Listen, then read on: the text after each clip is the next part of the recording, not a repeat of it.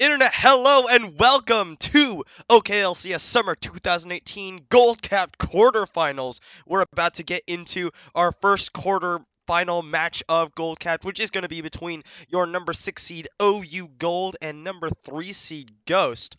I'm going to give them the go-ahead to go when ready. We're about to get into Champion Select. This is a full best of 3 series. As a precursor, I'm Alex HNA22, joined by Joseph Himana Savala, here to cast up this series for you.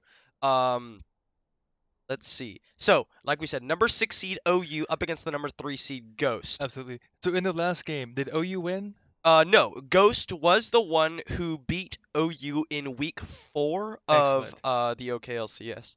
Yeah, super week round 1. Right. So the fourth round of Gold This Cap. is the Nautilus. Yes, this is the amusement park Nautilus top laner. Yes, that is correct. So once whenever they're ready, they'll go ahead and get us into the game.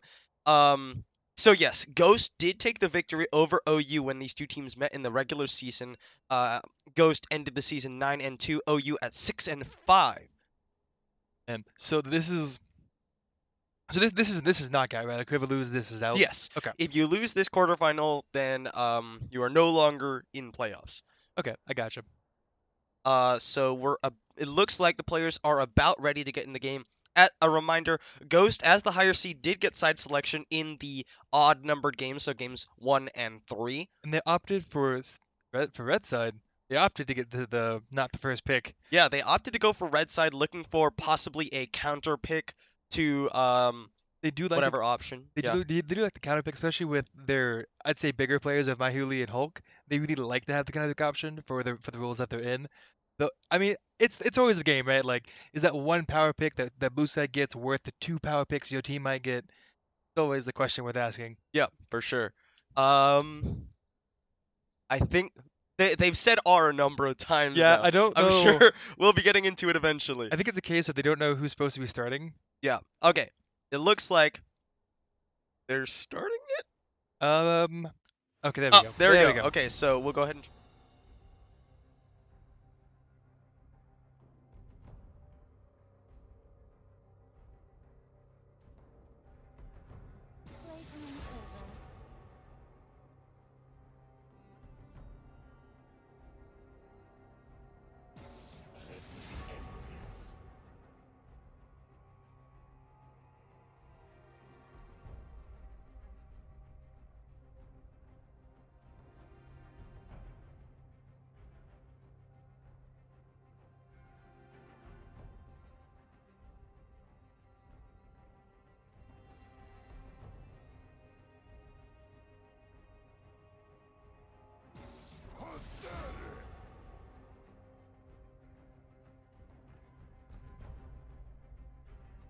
Okay, now I think we're good. Oops. Whoopsie daisies. That is the Anivia and the Trundle bend away the next round. Well, on the bright side, again, blame Jack for anything technical that goes wrong on the stream. Yeah, because he's not here, it is therefore his fault. He says he likes them with mustard, no ketchup. That's a lie. I hate mustard, actually. I asked for my burgers without mustard explicitly. In any case, Ari and Trundle banned away, and the Wukong taken away from Ghost. Aatrox and Anivia taken away from OU. No surprises there. Ari is a champion that Mahuli has shown a proficiency on. Two power pick junglers taken away from Hulk, who has been a monster for Ghost before. Absolutely. Now the real question is, so Nocturne has seen pro play. He is a massive pain. He has really great dueling, a very annoying utility with Paranoia. Though I don't know if Heimo's played him. I don't know if we've seen him play it in the regular season. Aatrox and Anivia bans, though, definitely relevant things. Aatrox has been shown by a Larceon last week. We're not able to pull out a win, but he did play it to very strong effect. There is the Nautilus Abusement Park. Should we expect anything less? I mean, that's all I've seen for the guy, right? So as far as I know, this guy's a Nautilus one trick. And then we'll pick up Graze for Hulk. So Hulk, yet again, on another carry-oriented jungler.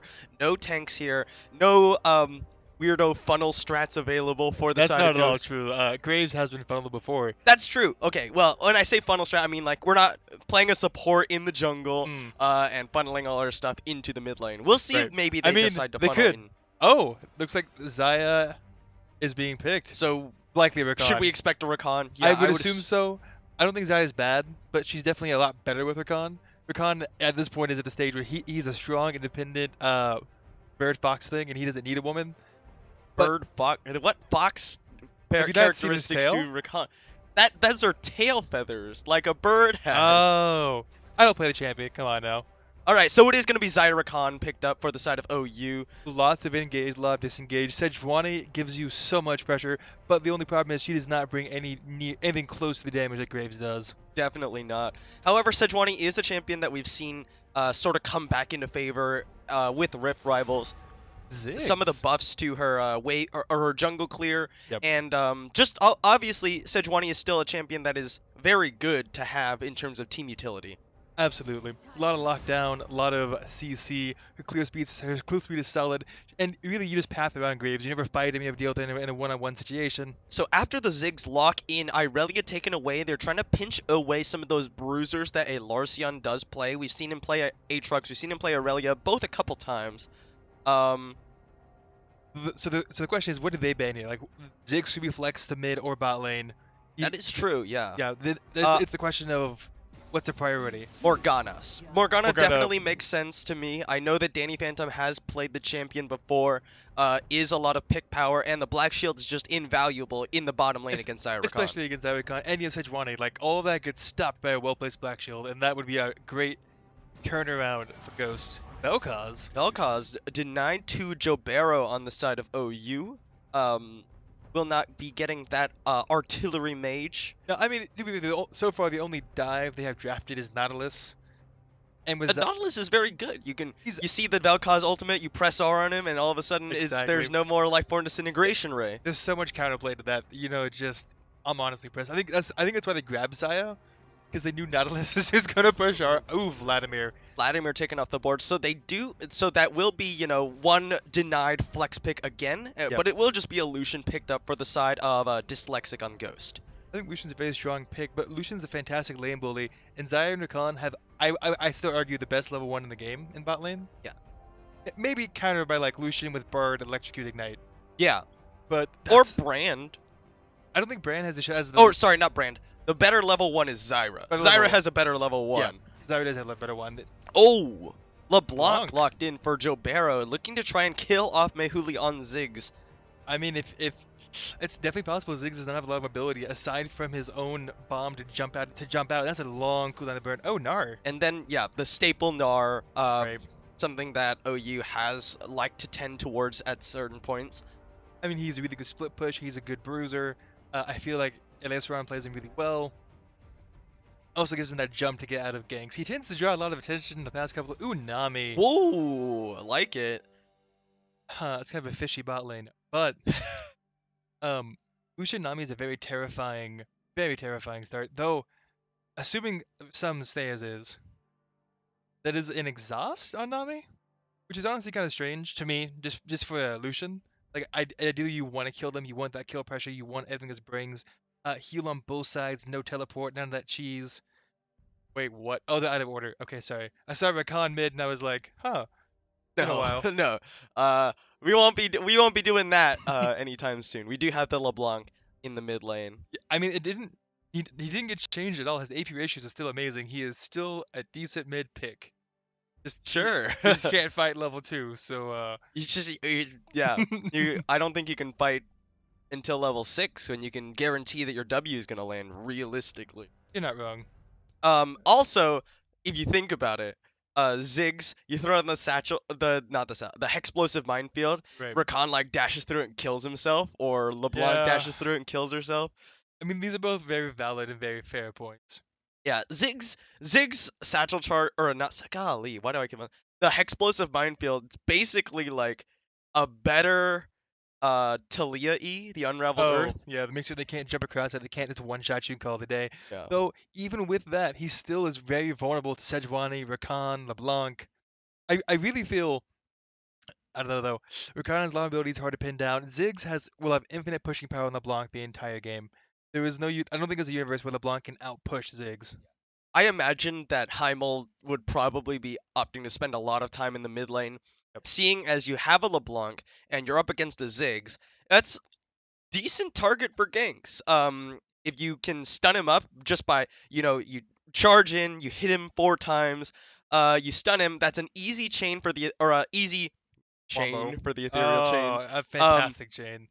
and then you just kill him because he zigs and you have a LeBlanc, and then all of a sudden your LeBlanc's out of Yep. control and you win. Once LeBlanc gets a lead, that's just a kill lane. Like Ziggs doesn't have a response to. Yeah, he can stay back by his tower and farm, but that only works until LeBlanc is level 6 and can double dash away or into your phase depending on what you do. But in the past, Mehulu's been very good about staying in the back, not getting picked off early. He opted in for Barrier, a very defensive summoner, as opposed to Teleport or Heal. I like Barrier over Heal right now, especially with the change with Ignite and Heal, and Hmm. because Ignite just beats Heal into very sad ball and Yeah. cries. And if you're expecting to take a lot of damage, if you get the full value of barrier, it's more damage blocked than damage you would have healed off from heal. Absolutely, Not to mention, of course, the ignite that you were and it's a talking much about. shorter cooldown. Oh yeah, that is It a good is point it is too. a significantly shorter cooldown. Though, is it 180? I think it's I don't know 180. the numbers off the top of my head. I feel like Barrier is 180 and Heal's like 240. But that said, with just like a guess alone, so what is the what is the best way for Ghost to win this game? For Ghost to What win do this they game, need to win this game? I think for Ghost to win this game, first they need to stave off any jungle pressure that Hymo can put down because Hulk is gonna want Hulk. Yes, we think of Graves as the more aggressive jungler, but not as much gank pressure. So he's gonna need to farm up a little bit more before he's able to gank as effectively as Hymo. Um, Additionally, I imagine that if OU are not able to get onto somebody and wombo combo them with Rakan, Sejuani, Zaya just throwing feathers around, and Right. then Gnar, then Ghost will eventually be able to put out enough damage just by virtue of having Graves and Ziggs. LeBlanc will run out of damage in the course of a fight. Right. She'll burn through a combo and then that's about it. That's all she's got. Yeah. It looks like we're about done with the spectator delay, so we're gonna go ahead and jump into our in-game scene once this pops up. I don't wanna test it before. It'll crash and then it'll be a very awkward time. Miss the most important 4 minutes. Yeah. I mean, as everyone knows, the game is decided in 4 minutes, right? Like that's when that Scudder Crab fight's over with, and the first Alternate also, it could be decided in the first 2 minutes if you fight at level 1 and then it's a pentakill for somebody at level 1. that happened. No, not in the Oh, okay. OKLCS. I mean, it happened. Yeah, no, I saw the game. All right. So we are getting into the loading screen. We do get to see some skins coming out. The only one without a skin are Heimel and Abusement Park. See, Heimel doesn't have a skin, but he does have a border over Amusement Park, and I feel like that's really gonna give him the edge. Yeah, yeah. Like I that. mean, okay, but look at this. 4 gold borders compared to Ooh, 3 gold borders. that's a very valid point. But you look at the top side of OU, they've got, symmetry in terms of their borders. Because you see, okay, so Rakan and Zyra are in a fight right now. You can tell because the backs are they're, turned they're to like, each other. They just can't look each other in the eye anymore. Like there was some stuff done that it's just like, I can't be still taken love back. you, but I'm upset. Exactly what it looks like. Yeah, fairly standard like runes across the board. This is everything I expected to see. Uh, so I've seen Ignite LeBlanc and I've seen Teleport LeBlanc, and I can never decide which one I like more. It's usually about 10 minutes in when LeBlanc's gotten a kill if she hasn't with Ignite. Yeah. Um, I I love w- snow days. yeah, I would not be surprised to see Jobero killing off Mehuli early on if Mehuli steps out of line. He's like, Right. Ziggs, have a bomb. Oh, I'm dead. Absolutely. We need to remind Danny Phantom to feed her hamsters. There we go. Feed her hamsters. Uh, Oh my goodness. I mean, it's the only proper response, right? Like, it's the first thing I type in chat after a long loading screen. You politely point out that they must feed their hamsters or like, replace their toaster. All right, here we go. Finally, we're into the darkness before the players actually load into the game. Ah, beautiful. Go. Go. Go. See, I can't even. Oh, wait. Wait. It did it for me.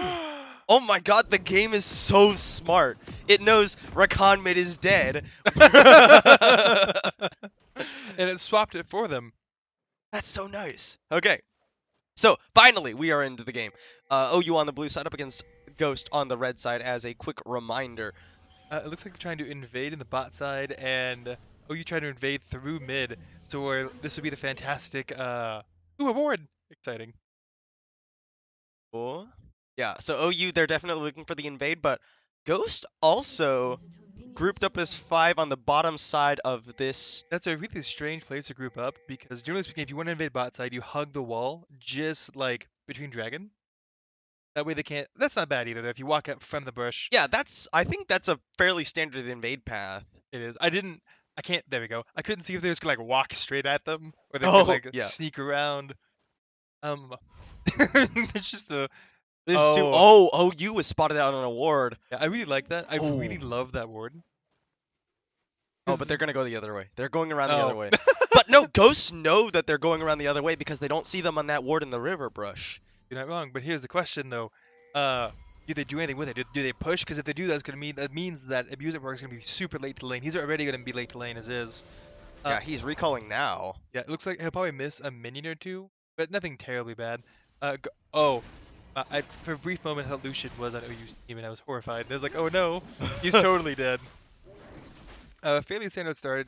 Doran's Blade Hunt. Yeah. Oh, that's whoa.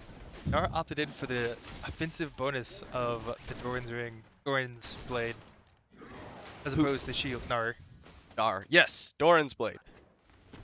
Also, Cossac's going for the Spell Thief's Edge that we were talking about a few weeks back, I think. Yeah.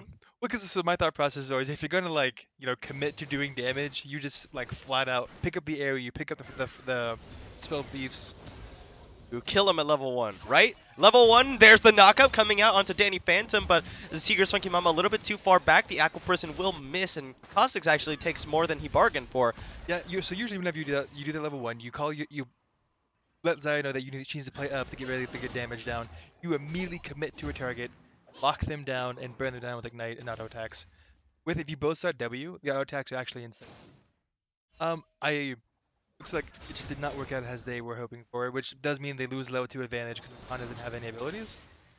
They get poked out because it's like a 13-second cooldown rank 1. They know that he can't do much. Aqua Prison not gonna land. Actually, in the mid. Yep, there it is. There's gonna get a good ebb and flow off from Danny Phantom, and it looks like they will be the ones shoving in onto the Zyra Khan.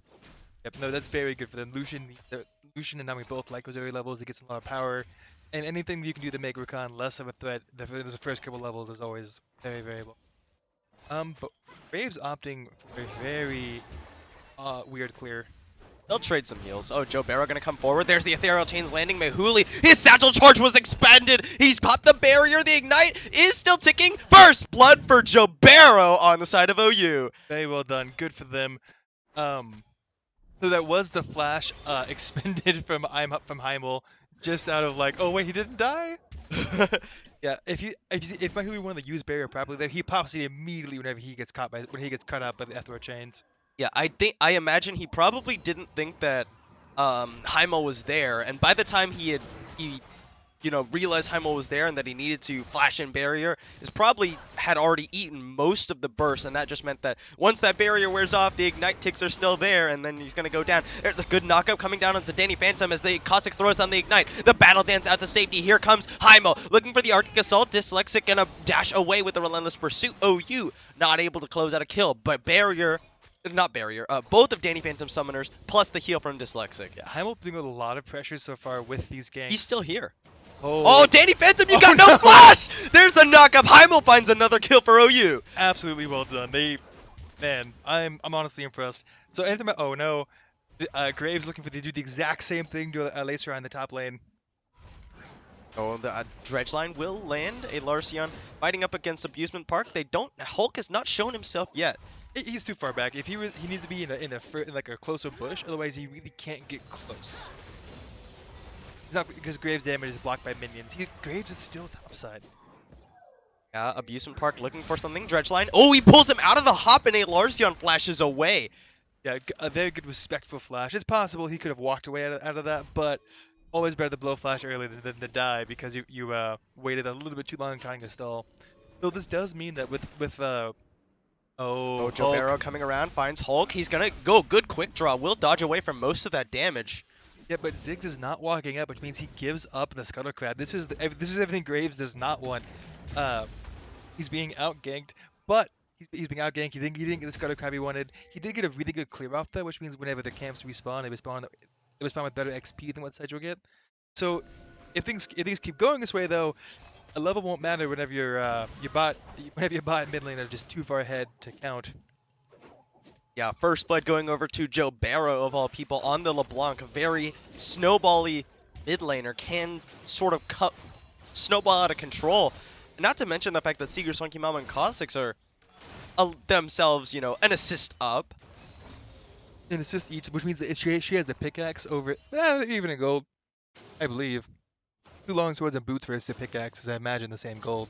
Let's see, a pickaxe is what, 875? Yep. 2 longswords is 700 total. So 1,000. Plus the boots. Yeah, so 1,000. So either Seeger, Swanky Mama is sitting on gold, or I mean that's. Yeah, I imagine that's he's probably sitting on gold. Because, yeah, he has an assist, same CS, just different back time as well. I do like the vision coming out from OU and from Ghost here. They have wards on Dragon. They have some wards up and down the river. The Graves is looking for something over the wall. Oh wait. Oh, I was hoping that Recon would face check into Graves. oh, but Hulk has come here. He's looking for something onto Caustics, but Caustics is able to get out there. They're looking to try and put down damage onto Seeger, Swanky Mama. She'll turn some back around with the feathers. Yeah. Now, see, this is one of the downsides of Graves. Whenever your lanes don't have they can't get to their CC in time, because Graves doesn't have CC of his own, aside from his very minuscule slow and Slow blind. on smoke screen. Yeah, but it's not really enough. See, And red buff. and red buff. My apologies, but he doesn't have red buff at the moment. Uh-oh. Abusement Park gonna root up a Larcian. Chain vest in his pockets compared to the Phage for a Larcian. So, feeling pretty comfortable up against the high physical damage from a Larcian. I mean, yeah. I mean, most of the. No, it's really just Zaya and Gunnar that's gonna have a fair amount of physical damage.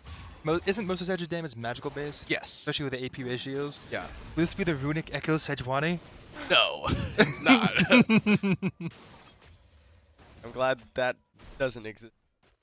Not only because, like, it felt bad to play against, but also because it was actually bad. Joe Barrow juking out the Mega Inferno Bomb. Hulk is going to come in, but no collateral damage means no threat of a kill onto Joe Barrow. Doesn't even burn a flash. Nope, and that is my Hooli's barrier down. And they know that Graves is down there. Abusing are going for a dangerous trade. Yeah, those hyper procs coming out of Nar, they do magic damage, so... Yeah, the physical won't really save him. And he has his ultimate available with the Mega Form. But you do have the depth charge. We've seen Abusement Park do some crazy things on this Nautilus with turnaround kills before. Absolutely, that's a lot of CC coming out at once. You can't kill them if you can't move. I get a lot of vision in the bot side from Ghost here. Pink wards everywhere. Yeah, just littering that entire river area around that. Yeah, the entire river area in favor of Ghost with wards. Absolutely, it's really well done. It means that ideally, they have dragon control. If nothing else, because they'll sit and go for it, even if they can't contest it themselves. Which means they can look for plays elsewhere with it. Oh, Mayhuli with a roam into the bottom lane. He's going to throw a bouncing bomb onto Caustics, but they don't know Heimel's here. Heimel's ready to come in. Danny Phantom. Oh, the Glacial Prison miss! Oh, so unfortunate, but so good from Nami. Just a casual sidestep. It's like, oh, I meant to dodge that. Yeah. Yeah, that totally happened. I wasn't just backing off. I just all skill. I have seen some Sejuanis go precision secondary to pick up presence of mind. So I wonder if I don't know if it's good or not, but it's really funny to watch. I guess he's maxing Q because that did seem like it did a lot. lot of damage, but Hulk no. going for the aggressive invade on the blue buff might have been caught! Joe Barrow catches him with the help of a Larcian. Now Abusement Park is caught out because he tried to help him out. Hulk burned his flash. The Abusement Park has also already flashed. The depth charge thrown out. Dreadslime going to get him out of there. Mega Inferno Bomb comes in to dissuade the chase. Really good collapse from OU. They had it pinked.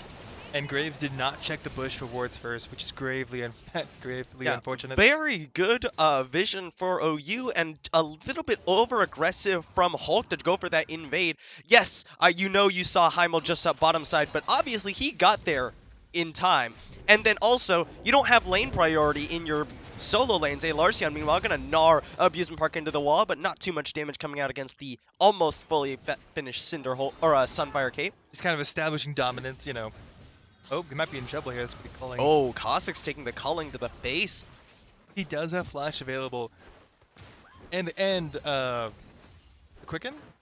The quickness. The quickness. So Barrow coming forward, misses the ethereal chains, he'll jump back. And Hooley turning around some good damage with that Hexplosive Minefield. Unfortunately, that red buff does mean they do have health regen off of that. So the trade isn't as awful as it looks. Oh, Graves is coming up. Yeah, here he comes. Abusement Park trying to get in there, but no depth charge available. Dredgeline is the only thing that he has, and looks like they'll back away. Larcion sniffs something out. Yeah, I mean, whenever you start playing aggressively forward after hiding, hiding back, hitting minions as needed, it sets off a bunch of warning bells. Is there someone here? Yeah, they suddenly just decided to try to kill me. So then it comes the mind game of, if I do that randomly, we back off anyway. Which only works until they call your bluff, right? I mean, yeah. Also, if they have vision, they'll be like, there is nobody here. I could just kill him. I just saw Graves a dragon, so free kill's a free kill? Abusement Park, not the type to make that type of mistake. He's going to be able to come back into lane. Larcion shoving that in and taking his own recall. And he opted, Abusement Park ended up losing a wave because he opted not to TP back to lane, just to be able to match Elysion if he does decide to TP anywhere. Which I like. It's a very team-oriented style. It makes certain that you're not leaving your team high enough to drive because you wanted the extra couple of minions and gold. Oh wow, Tidal Wave going to be invested here. They're trying to catch out Heimel. Aqua Prison flashed away from by Heimel. Both teleports being expected from the top laners, but they both cancel. Really good collapse there from Ghost.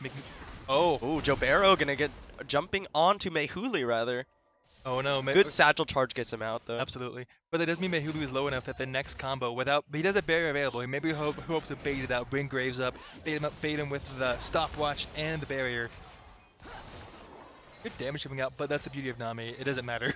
Yeah, the proper way to kill a Nami. Oh, Hulk. Oh, that ward spotted him. Yeah. Drop the control ward first, then move your jungler in. No, absolutely. Larcion gonna find Abusement Park here, but like we said, the jungler's bottom side. Larcion has nothing to fear here. He does have that finished Black Cleaver, so the extra armor coming out of Abusement Park would not mean as much. Wallop onto Abusement Park. He's just gonna throw some boulders at him. There's the gnar into the wall, but Abusement Park just answering back with some damage. He's got the depth charge available, so Larcion realizes it's time for me to stop trading. Yep. It was still a good trade on both sides. I like the corrupting. I didn't notice that. Actually, wait. It's because Heimel's here. Depth charge going to be thrown out. Larcion going to get knocked up here, but he's got a nullifying orb and nullifying a lot of that magic damage. An auto attack from Larcion gets the hyper proc and gets the kill. Satchel charge from Mehuli gets him out to safety. Yeah, because Ethor chains miss. He didn't have to blow his barrier, but he will have to take a recall or he will get dove. Really good gank from Heimel once again. That was really weird. It's like, oh no, he's inting. But he had his jungler to back him up. Yeah, he's like, I know what you're thinking, but I'm just walking around to cut off the escape path. Exactly. Which is really smart. But Graves does have, because of Heimel wasn't ganking so much, Graves does have a bit of a CS lead. Though I don't think he has a gold lead. He does not. Not at all, actually. Yeah. Yeah, bot lane's been pretty stable since the last gank from Heimel. Just farming, matching them, and honestly, Xayah outscares Lucian. I think it's a very smart choice. There's no reason to force anything, as long as and both enchanters opted for spell thieves that line. So you need to trade just a little bit so you can keep the gold up, get wards, get vision, as soon as possible. Oh, Hulk just hit behind the next. Apologies. Apparently the kill XP did mean enough. Yeah, he's got a bit of an EXP lead over Heimel, but Heimel's definitely, like you said, been doing a lot of work for OU. But Joe Barrow, he's got nothing to start back to. He stayed a little bit too long, flashing away. Mega Inferno Bomb comes out, as well as the collateral damage, but I don't think it landed. Oh, he jumps back to dodge the bouncing bomb, but it will just be the shutdown for Mehuli. Yep, both flashes expended from mid laners there. Mehuli and Joe Barrow both. Joe Barrow going a little bit too aggressive. I did not know that Graves was there. No vision on the side of OU to spot them Yeah, out. I do think that was a little bit over aggressive from Jobero because yeah, he jumps in, goes for the extended trade against Mehuli, but he never distorted back. So, but Hulk shows his face after the distortion expires and he's like, "Oh, I have no way to get out of here now." Absolutely. Though, Tix did invest his ult on the clone, which is a big feels bad, man. Because the clone Hey went, man, the ult is there to kill someone. You got the kill, doesn't and you matter. get the gold. Like, I think it's like 30 gold for killing the LeBlanc Oh, clone. yeah, worth. Oh, Ocean Drake. Oh, Hulk coming in. He does successfully Q smite it, and that level lead will mean a lot. Heimel trying to stall so he can get the Arctic Assault cooldown back up. They're trying to take him down, but he's able to make it out. Joe Barrow coming back in. Needs another more. Here comes Kha'Zix and Seeker swinging out, but the Tidal Wave has caught him. He's going to take a lot of damage. There's the Feather Storm coming out, trying to dodge away, but he gets Satchel Charge back into the team. Hulk going down, though, and Yeah, on the backside. Ignite from Joe Barrow was enough to kill off Hulk, who came back in for whatever reason. Yeah, unfortunate. I think. Oh wait, what? Kha'Zix? Oh, Kha'Zix in trouble now. Gonna get slowed up. No, uses the battle dance to get away from, the grand entrance to dodge away from the Aqua Prison. Absolutely. Dragon going over. Ocean Drake isn't the end of the world, but it's really helpful for these early levels, especially for Mehuli and Busan Park, who are getting somewhat poked out of lane. Though I have to wonder why the bot lane of OU didn't just shrug and all in Danny Phantom with the Rakambo and Zaya just to try to trade back onto them. We would have done a great Aqua Prison, great wave, great things all around. Oh, Joe Barrow looking for Mehuli is not gonna land the Ethereal Chains, so it will just be a tower and that that bouncing bomb from Mehuli. Yeah, he hasn't had much success with the point-blank range Ethereal Chains. He tends to do better with the long-range ones, which is honestly kind of fun to watch. Larson gonna jump forward, looking for Abusement Park. Dredgeline missed. He actually pulls himself into the wall. That means there's an easy Gnar, but Hulk is here. That charge means a Larcion is knocked into the air. He's rooted in place. The red smite comes down. A Larcion going very low. The wallop comes out. He's gonna try and turn it around. Abusement Park goes down. And he lives! And he lived! A Larcion with the 2v1 outplay. Oh my god. The Quiet Rock finally shifts, and a Larcion solos out Abusement Park. Really well done. The Black Cleaver doing work, burning right through the armor. And unfortunately, Abusement Park was a little bit too greedy. I think if he backs off and lets Hulk just keep chasing that, Alession goes down and was forced to flash away with nothing gained. Yeah, really nicely done by the side of OU there. Absolutely. Oh wait, Zaya might be in trouble. He knows better. Not gonna try and 2v1 fight for that war that was. I definitely died for that. So clearing the pink ward, always a good thing. It's very so usually Butler, you don't want to pink ward that tri bush until you're pushed up because you can't defend it. And CS. Yep. Haven't met an ADC yet who doesn't like the CS. Ooh, Storm Razor done, though they do have Flare the Bork Moon King. plus Phage, yeah. Lucian definitely has the advantage in items. Even if not in the gold they cost to build them, still gives him the advantage he needs. Rakan is half. Oh, Good damn. absolutely. Oh.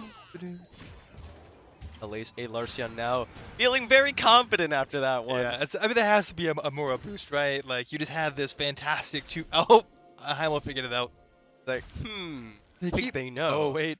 But Hulk was hanging around down here. Absolutely. I think Mehuli was even tending down towards bottom side looking for a Mega Inferno Bomb to swing the fight. So once he cleared the pink ward, he was definitely walking back. He did not want to get caught up by LeBlanc again. Just playing nice and safe, getting Qs off when you can, farming up, getting that the gold Zaya needs to be a useful champion. Yeah. I don't think Heimel's actually spotted out the control ward. That control ward's seen him like 3 times now. Exactly where he's going. It's a really good place control ward. There was one there and the one in the opposite of red buff, like down here. Hulk definitely knows that he's down here somewhere. He's just trying to wait for this counter gank, trying to bait it in with the help of Dyslexic and Danny Phantom. Oh, looks like Jaber's gonna walk right over it. Yeah, Joe Barrow, he's like, I found it, guys. This is how they know. But Hulk is left, and they've actually still got Heimel down in this bottom side. They're sitting about. Heimel's investing a lot of time here, though. Though he only has Krugs up, there's not much more he can really farm at this moment. Wolves are available for him on the other side of the map. They just spawn. Yeah, I think he calls, yep.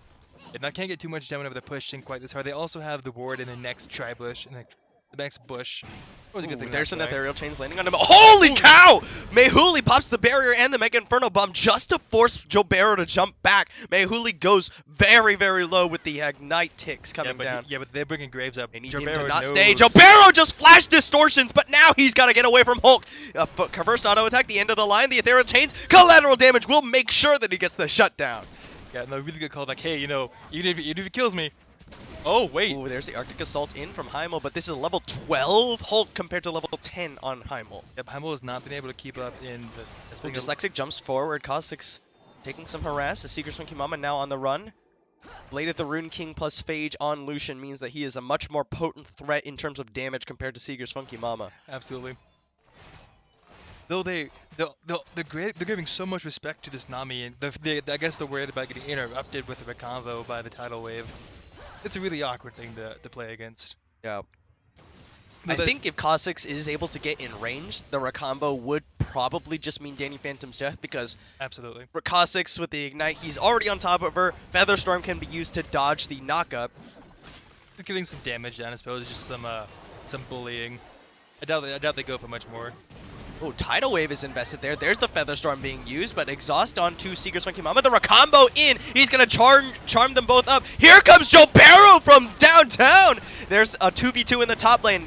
The Mega Inferno Bomb comes to swing the fight. Larcion and Heimel both depth charged up. Larcion only gets one man Gnar. Heimel goes down to the collateral damage and Abusement Park, and Mehuli swings the fight. Yeah, really weird fight to take for OU. Like, you have the jungler, the mid lane's going to come up. Just an interesting choice, though. It looks a lot of bot tower damage. Here we go. Really good roam from Jobero. Yeah, they need Nami. to push though because Mehuli will destroy this tower mid lane very quickly if he gets in there. He's not there yet, and OU are going to be able to pick up tower first blood. Absolutely, that tower first blood gives you so much gold. But I think at the end of the day, OU still comes out of this tower down. I think that does that tower load up that Ziggs can Satchel charge it? If it's not, it's close. Oh, looks like they're going to try to opt for Drag here. They know Graves is top side. It should be pretty safe for them all in all, though. Oh, he didn't set. There it is. I was like, it definitely was. That's what the little picture means. Oh no. Oh, here we go. The 2v2. The Ocean Drake is going to go in favor of OU, but they lose Seeker's Funky Mama. They lose Kha'Zix as well, thanks to a good Aqua Prism from Danny Phantom. Yep, no, really good Prism, really good roam. It is now a scary 3-0 lose. He Satchel charged it out from under his own bomb. Dude, that's the real play. That's the real OP. Oh no, they got both of them. Let's see if he can bait Jobero into this fight. They also have Nautilus. Oh, he's gonna show though. Yeah, Abusement Park just like, hello, goodbye. Look at all of this vision on the map, and look how much, and it's all ghosts for the most part. Aside from one errant pink ward. I absolutely love this vision coming down for them. Really well done. It makes those ganks a lot harder to pull off, makes them easy to get picked off in rotation. Though, picking off LeBlanc at this point is a scary prospect. She doesn't level down. Oh, that's a good bouncing bomb. Mega Inferno Bomb. Jobero going very low. Oh, collateral damage. Jobero. He did not respect the damage. Ghost now assaulting onto this bottom lane. Larcion just trying to hold 2v1. Yeah, they really can't. I don't think they can kill Abusement Park. Yes, he's a really tanky boy. A lot of armor, a lot of health, and I think Ooh, this is a possible 4v2 dive onto the bottom, or onto these two members of OU, rather. They have not spotted Graves out. They don't have the vision they need for this. I think they're about to get 4-man dove, or the siege tower, but they know Graves is there by now. Yeah, they know he's there. Caustic's going to try and come in, put some harass onto Abusement Park, because, yeah, like you said, they don't do enough damage. A Satchel Charge will secure Ghost their third outer ring of tower. Yep. Really good rotation. They got what they needed. There's nothing to take on the top side of the map. They know Nautilus can hold that. There's no, not Scutter Crab. The bigger purple one. Rift Herald. Thank you. Yeah. Heralding Kumar. That's why we call Baron Kumar. Huh. Alright, Abusement Park rooted up, and it doesn't look like he really cares. He did proc the Aftershock, because an extra 100 armor to continue to not care, but on the same tone, he can't do much to them either. Like, he'll clear the wave up pretty decently, but... Oh, that's some damage. There's some decent damage. It's only half, though, and it's not like they can really effectively dive Abusement Park. Not with depth charge still available.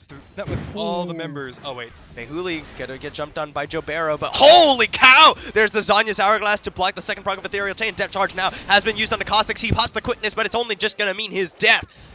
Now their tidal wave going to be invested. Seeker Swing Kimono trying to dodge away. He needs to dodge this third dredge line. There's the Feather Storm, but a flash to get the root, but it will not matter. Seeker Swing Kimono, collateral damage from Hulk finds the Rampage. Absolutely. That was a great try from Heimel to try to save him, but unfortunately just did not matter. The collateral damage doing way too much damage. Ziggs ended up surviving that, burning both barrier and flash. Ghost. They're going to start up the Baron. And OU has no idea it's not warded. Oh, wait. I think they have an idea of that this is happening. Nobody is shown on the map for Ghost. Heimel's coming around. Here's a Larcion as well, throwing in the boomerangs, trying to disrupt them. They're not taking it super fast. It's only down to half HP. Heimel going to get a ward into the pit from the backside if he can. Doesn't look like it. Hulk going to be dodged away from by the distortion from Jobero. I mean, they got him off a bit with nothing done. A bit of an early attempt from Ghost, like with 3 members up, and you don't, even with the damage you have and the very scary illusion, I still don't think they burn Baron fast enough. I think it was a pretty low risk Baron. It's like, if they don't check it, then we get it. If they do check it, fairly easy for us to disengage. Very fair point. Very easy to back off, or if they want themselves in a position to fully engage with abuse and perks dredge line. Yep. So the bot lane of OU just not respecting the other team at all, making this, basically just handing over kills. Face check after face check. It's quite unfortunate. Though it's really good for Ghost. Ghost was the 3rd seed, yeah? Which, I mean, this is, this is the way you expect the game to go. Yeah, we've seen upsets before, but this is, like you said, number 3 seed. Very impressive win record as well for Ghost. But OU not one to go without a fight. Larcion, though, is not wanting to take this fight. Jobero gonna come around, look for Dyslexic, but he's able to get out. Good job, but she flashes into the quickness. Danny Phantom gets charmed immediately. Depth charge used on the Jobero is gonna knock up 2. They get in. Dyslexic on a rampage as he melts down Heimel. A good gnar on 3, but Larcion is left to the dogs. He's gotta run for his life, but it's not gonna be a matter of time because Ghost gonna chase him down. Surely. There you go. That was the heal used by Dyslexic. I don't think it was needed, to be honest. Better safe than sorry when you're dealing with a LeBlanc, but good job for Ghost. They do take up a 2-for-1. Absolutely. They're going to go. Jobero going to jump forward. That was a very risky call because they don't even clear out the wave. A big bomb comes out from Mehuli and chunks down most of the members of OU.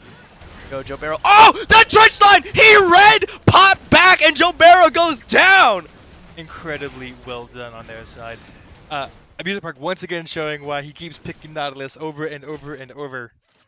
Just making picks and fantastic realms. So this, I think, is the Baron you want. They got side lanes pushing in. They have vision for it. Once again, I think it's a fairly low-risk Baron. They know Heimel still shouldn't have the... Oh, wait.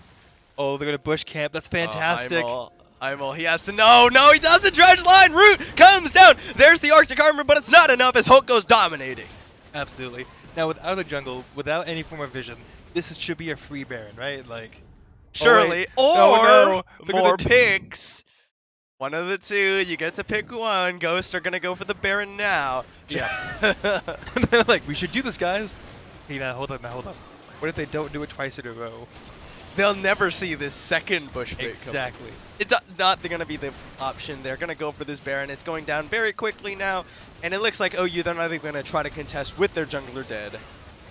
Yeah, I mean, I think at this point, if they walk in, they die. They have so much damage coming out from Hulk and Mahuli. Trying to catch out Abusement Park. He's able to get off that Baron-empowered recall in time. Barely. That Ethel Chains was so very close. And unfortunately, Jobero is not really able to do much with that early lead. Yeah, I mean, this is sort of the problem with LeBlanc. If you are not able to get into the backline and assassinate, you kind of just can't do anything in the team fight. Yep. You're very reliant on all of your abilities hitting the same champion. Yep.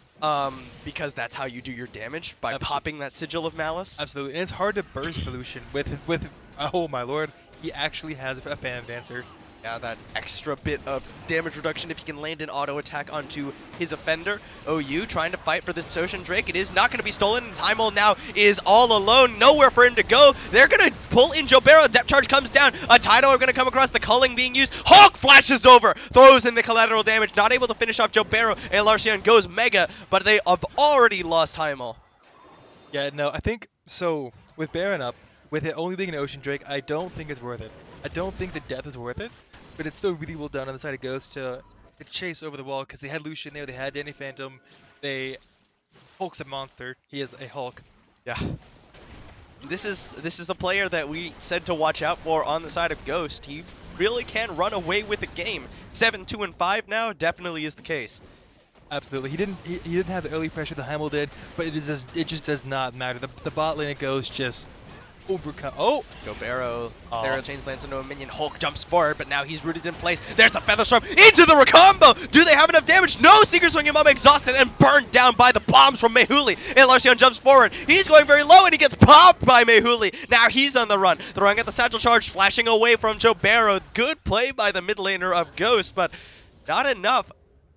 No, looks like they got caught by a fantastic wombo and then a brilliant Aqua Prison from Danny Van to make certain that Seeker Swinging Mama cannot flash away after coming down from the Rain of Feathers? Featherstorm? Featherstorm. A whale. I don't play as that. Wait, that... Huh. I haven't seen Last Whisper bot in a while. Oh yeah, Last Whisper picked up for Seeker's Funky Mama. So you are missing out on that true damage from the Infinity Edge, but you're benefiting a little bit from that extra armor penetration.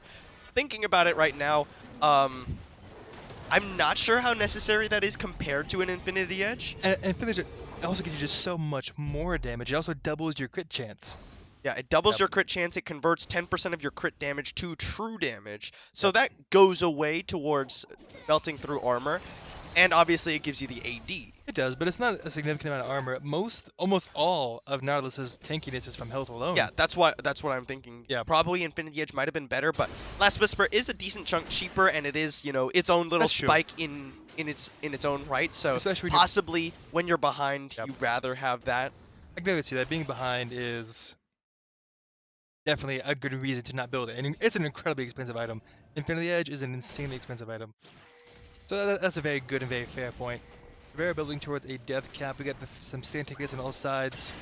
Nothing terribly surprising. Ardent Sensor, Danny Phantom, benefiting both Graves and Lucian incredibly well. Ghost now looking to siege down this mid lane inhibitor. Is still alive. They were able to stave it off, but Joe Barrow caught by a dredge line. They're gonna burn everything onto him. Glacial Pistol thrown out, then collateral damage and depth charge, but Joe Barrow did live. Mega Inferno Bomb. They eliminate Seeker Swinging Mama before anything happens. Kha'Zix now trying to run for his life. They've lost their ADC. A dredge line connects. Revenge for the event's top lane, and Larcion does go down. Yeah, no, fantastic damage from Ziggs. Just popping Xayah, just literally exploded. Holy cow, Mehuli with the Mega Inferno Bomb plus a bouncing bomb. Seeker's Funky Mama had no idea what was coming. Now Dyslexic gonna jump forward, jumping in. There's a combo from Joe Barrow, but it's not enough to take down any of the members of Ghost. OU, 3v5 on the map. They're gonna lose one Nexus Tower. That's one less thing standing between Ghost and victory, but they are gonna be forced back now. Huh. I mean, it's definitely a very safe call to not keep pushing for towers. I think they could have done it though. The only damage they had on the side of OU up was Joe Barrow. Like this is the back off, deal with the big side waves, pick up the jungle. A very casual fade to the end ball. That is an 11k gold lead in the side of Ghost. This is their game to win and to throw. OU now is in a really rough situation here. And yeah, I think that, yes, we talked about 80 carries, you know, they're not bad, but it still is a decent chunk more that Xayah has to go through to hit those item breakpoints than Lucian, for example. Yep. Ideally with Xayah Rakan, the idea is that you win lanes so heavily that you get the gold faster than your opponent, even with how much more expensive they are. And unfortunately, OU has not been able to do that. I really like the QSS picked up from Lucian. They're really ahead, but he still does not want to get picked off. He does not want to be the one that cost this game because he got picked by one of several options. Yeah, Glacial Prison or the Recombo just out of nowhere. Speaking of which, Seeker's Funky Mama gonna find Danny Phantom. Hulk over the side. Abusement Park is standing watch over this red, but oh! That was almost a very uncomfortable anchor to hit. So, I think that would have killed him, honestly. I think that would kill Seeker's Funky Mama. Absolutely. And that you'd have to ult before it hit you. I think once it hits you, he combos that with an auto attack into his ultimate, and that's it. Yep. Jabaro does have 3 items completed. He is 1 Scary LeBlanc. Unfortunately, they have 5 Scary team members for Ghost. Now Ghost, they're going to siege onto this bottom lane. The bouncing bombs just raining down onto OU. Kha'Zix looking for a way in, looking for it. He doesn't find a target! He's down! Mech Inferno Bomb thrown out, the tidal wave to disengage. Hymel's pulled back into his own death. The bombs have killed off Seeker Sunky Mama again. No assist necessary for Mehuli as he shreds down the AD carry. Larcion just has to watch his base in shambles. Let's hear. Yeah, he's going to get exhausted immediately before the Gnar. The ace comes down, and Ghost are going to be the ones who take game number 1 over OU. Yeah. OU had a really good early game in their jungler, their mid, and their top side. They got the good early gank bot side, but after that, their bot lane just couldn't do much with it. Lucian picking up kill after kill, and Graves coming online. Yeah, and then by the end of that game, Mehuli literally just killed Seeker Swanky Mama without any help. From his screen away. Yeah, that feels really bad. So we're going to take a short break. We're going to get into game number 2. Thank you all for watching. We'll see you in just a few minutes.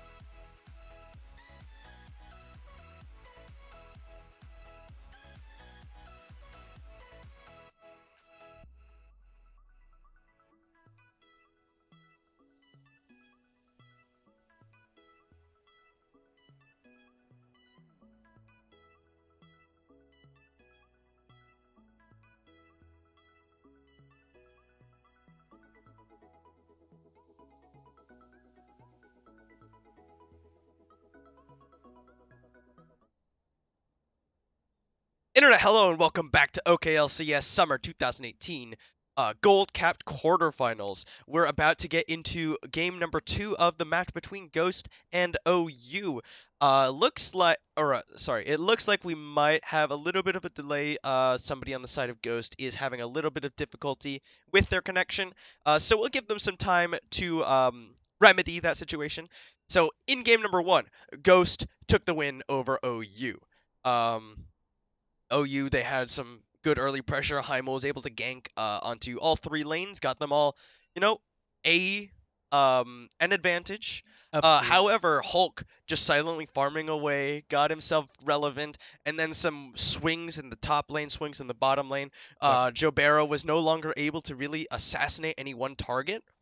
So I think there were two really good fights that turned the game for Ghost. On the top side, uh, Heimel and Elysion took a fight against Graves and Amusement Park. It was a decent fight, 2v2. They would have won it eventually, but because Jabera roamed down the bot lane to help out his bot lane, that left Ziggs free to walk up to this top lane and turn the tide. That gave him the goal, gave him a shutdown, gave him a lot of pressure. It was really good for them. And then at Dragon, uh, Graves was able to secure Dragon, and they turned the fight, killing Heimel and Zaya both, giving them more pressure, more gold lead. And after that, they kind of just snowballed out of control. They never really lost. Uh, ugh, never really lost like the pressure, the momentum they gained from that. It looks like OU opted for red side. Yeah, OU has side selection in game number 2, and like you said, they opted for the red side. So just this is our preview that you're getting from us. Oh, I forgot they can't see the Yeah, screen. they can't they My can't most see. sincere apologies. um, See, I think the reason OU lost was because Zaya and Rakan were fighting. So they didn't have the synergy they normally do. Oh yeah, Because they were they're back just to like back. I refuse to communicate with you. Yeah, definitely a really awkward moment in time. Not a whole lot to talk about. Um, things for OU to do, right? Ghost, they won, so you can't really Right, talk about what should they have done because they won. I right, mean, other than don't die early on in the right. ganks. I've tried not dying. Great strategy. Has yet to fail me.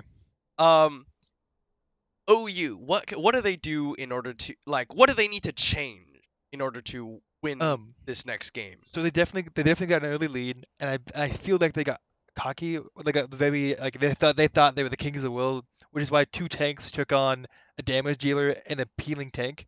Yeah, you Not start getting a little bit ahead of yourself. I was like, guys, we can 2v2 this, and they might have been able to give them enough time, but there was miscommunication, and Ziggs roamed up, LeBlanc roamed down, and unfortunately, the fight for Ghost turned out a lot better on both ends. Zai and Rakan both got caught trying to do an early Ocean Dragon, which was then they got the dragon, but they both died to Graves for it, Not which is ideal. not ideal. The one of the few so Graves was slowly becoming irrelevant. He was farming, but so he wasn't farming like exceedingly well to the point where he was just taking over the game. But those 2 kills definitely made it a lot easier for the poor guy to get back into the game. Yeah. Lucian got ahead, and after that, the bot lane, but you just couldn't really match them.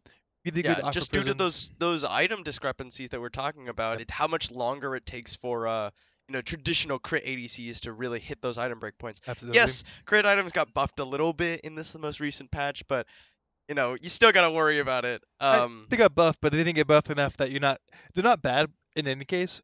But Lucian just spikes so much earlier. And in a short game like that where they had the advantage, Lucian has everything he needs to win and do serious damage. And Mehulu's Ziggs was just obliterating Zayab. Yeah, Mehuli Ziggs just sort of kills Zaya before she can do anything.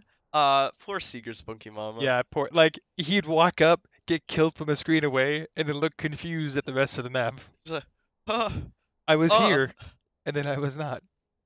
It's All quite right. the Does appear that we've got everything sorted out on the side of Ghost. They're just getting themselves back into their proper order, and will be ready to get into game number 2. That does appear to be the case. yeah. Well, barring shenanigans or Cox Internet doing what Cox Internet normally does. All right. They are claiming they're ready. Waiting for the side of OU. They're literally spamming the. No, they can hear the little pings coming out Oh, of the chat. lovely. So yeah, every one of those pings is probably worth like 7 Rs. More or less. And we are finally underway, so getting into the champion select. Ghost on the blue side, OU on the red side. Yeah, so last time we saw it was Ari, Trundle, and Swain? Ari, Trundle, and Wukong were the first 3 Wukong. bands. On And the then other side, Anivia, Aatrox, and oh golly, what was the last one? It was Anivia and Aatrox, There's- and then I know they banned Aurelia, but I don't think that was the first rotation. yeah, that was segmentation. I could not tell you. My memory is garbage at best. Okay, so they are going to continue to ban away the Trundle. Right. Anivia, another repeat ban. Aatrox, Yeah. again, so we might see the same first 6 bans. I mean, as far as Ghost is concerned, they did perfectly fine with that. Why would they change anything? Yeah, but if it ain't broke, Exactly. don't fix it. So proud. Exactly right. Though, the question definitely becomes, so OU lost. Are they going to try to change their bans to reflect what they think they lost to? Possibly. Or do they try to keep the same bans? It looks like they are going to continue to ban away Hulk's champions, but this time they've opted. They haven't banned the Ari yet. It was Nocturne. It was Nocturne. You're We were right. talking about the Paranoia, and Heim hasn't played it this season, and we're good now. Yeah, I am very surprised that Heimel hasn't played it, although that means that Ghost might know something that I don't, because they have banned it away from Heimel. If he has it in custom games, it doesn't show on your match history to other people. However, OU, what are they going to change? They could go for the 3rd jungle ban away from Hulk. That Graves might be a viable alternative to the Ari, but So could giving Lucian. that over, it is going to be Nautilus. That makes sense. Yeah. So the question is, what does he play? Amusement park. What else have we seen him play? Every time I've casted him, he's only played Nautilus. Yeah, and it's not to say that he can't play other Oh, things. Ornn. And there's Ornn. Yeah. It's not to say he can't play other things. It's just that, I don't know, for whatever reason, the Nautilus sticks out in my head. Maybe because he's the last of the Nautilus top laners. So, And he plays it well, and he does well with it. And these are all things that I just don't expect. So it's always a good thing to see. yeah, so they will pick up the Ornn with that Nautilus off the table. Now OU have the chance to retaliate. Irelia on the table if Elosia wants to go for it, but I don't know how well that matches up against the Ornn. Shen will be the option. I feel like Shin doesn't do awfully, and Ornn? yeah. Yeah, it does seem like something that would be decent on a decent matchup. You can pull your Stand Nunu. United shenanigans into the bottom side. Absolutely. This would be interesting. If they lock in Nunu, oh, they'll lock No, in it's Graves. Graves. Okay, that's fair enough. I'm not gonna blame it, not yet. Yeah, I think that Graves, when you're with your top laner going for like a pseudo, or like basically a full tank. Obviously, Shen does a lot of damage actually, but with him playing a tank, you probably need that extra damage out of the jungle. So Graves, a good pickup, as well as denying it to Hulk. Vladimir gonna be the pickup. I assume that's actually going to Dyslexic in the bottom lane, and that would confirm it if he locks this in. I mean, oh no, there's the Ari that was banned away Ooh. last time. Yeah, banned away last time. Will Mehuli Tehi will take the gauntlet. Absolutely. So here's the question though. Do they get to the point in the game where Vladimir is a terrifying champion? I don't know. Dyslexic has pulled that Vladimir out a few times and absolutely destroyed on it. See if OU have something to respond to it. They know it's going into the bottom lane. Right. So the question is, what do they play into it? So, in general, Seaga's Funky Mama has not adjusted well to the new. Cassiopeia locked in for Jobero. I feel like Ari does really well in the Cassiopeia. I've seen this matchup a few times in Gold Capped, and I've seen it go both ways. I guess if Cassiopeia can lock down Ari with that miasma, she's in massive trouble because Ari needs that mobility or she gets burst down very quickly. Yeah, and if you catch him with a petrifying gaze, it's like you can't dash while you're stunned. Yeah, and then you eat the miasma, so then you can't dash anyway, and you eat Get it. melted. Now, Nami banned away from Danny Phantom. I'm surprised with 2 jungle bans. I'm surprised they're not pinching the jungle even more since they've already locked their own in. Yeah. I really like the Lucian ban. I think Lucian's a very strong bully and is one of the few good answers to Vladimir. Good damage early, good damage mid game, scales faster. However, Vladimir with the Electrocute Spellbinder, he hits that power spike really quickly. I've actually seen Vladimir pop somebody at level 4 Was that? Well, I say pop. I think it does about half their health. Yeah, and what is OU going to be their last band? Leona. Leona. So they choose to pinch the support pool of Danny Phantom, trying to make it a little harder on that Vladimir. Braum going to be taken away from Cossacks as well. Pike's available. Alistair's available.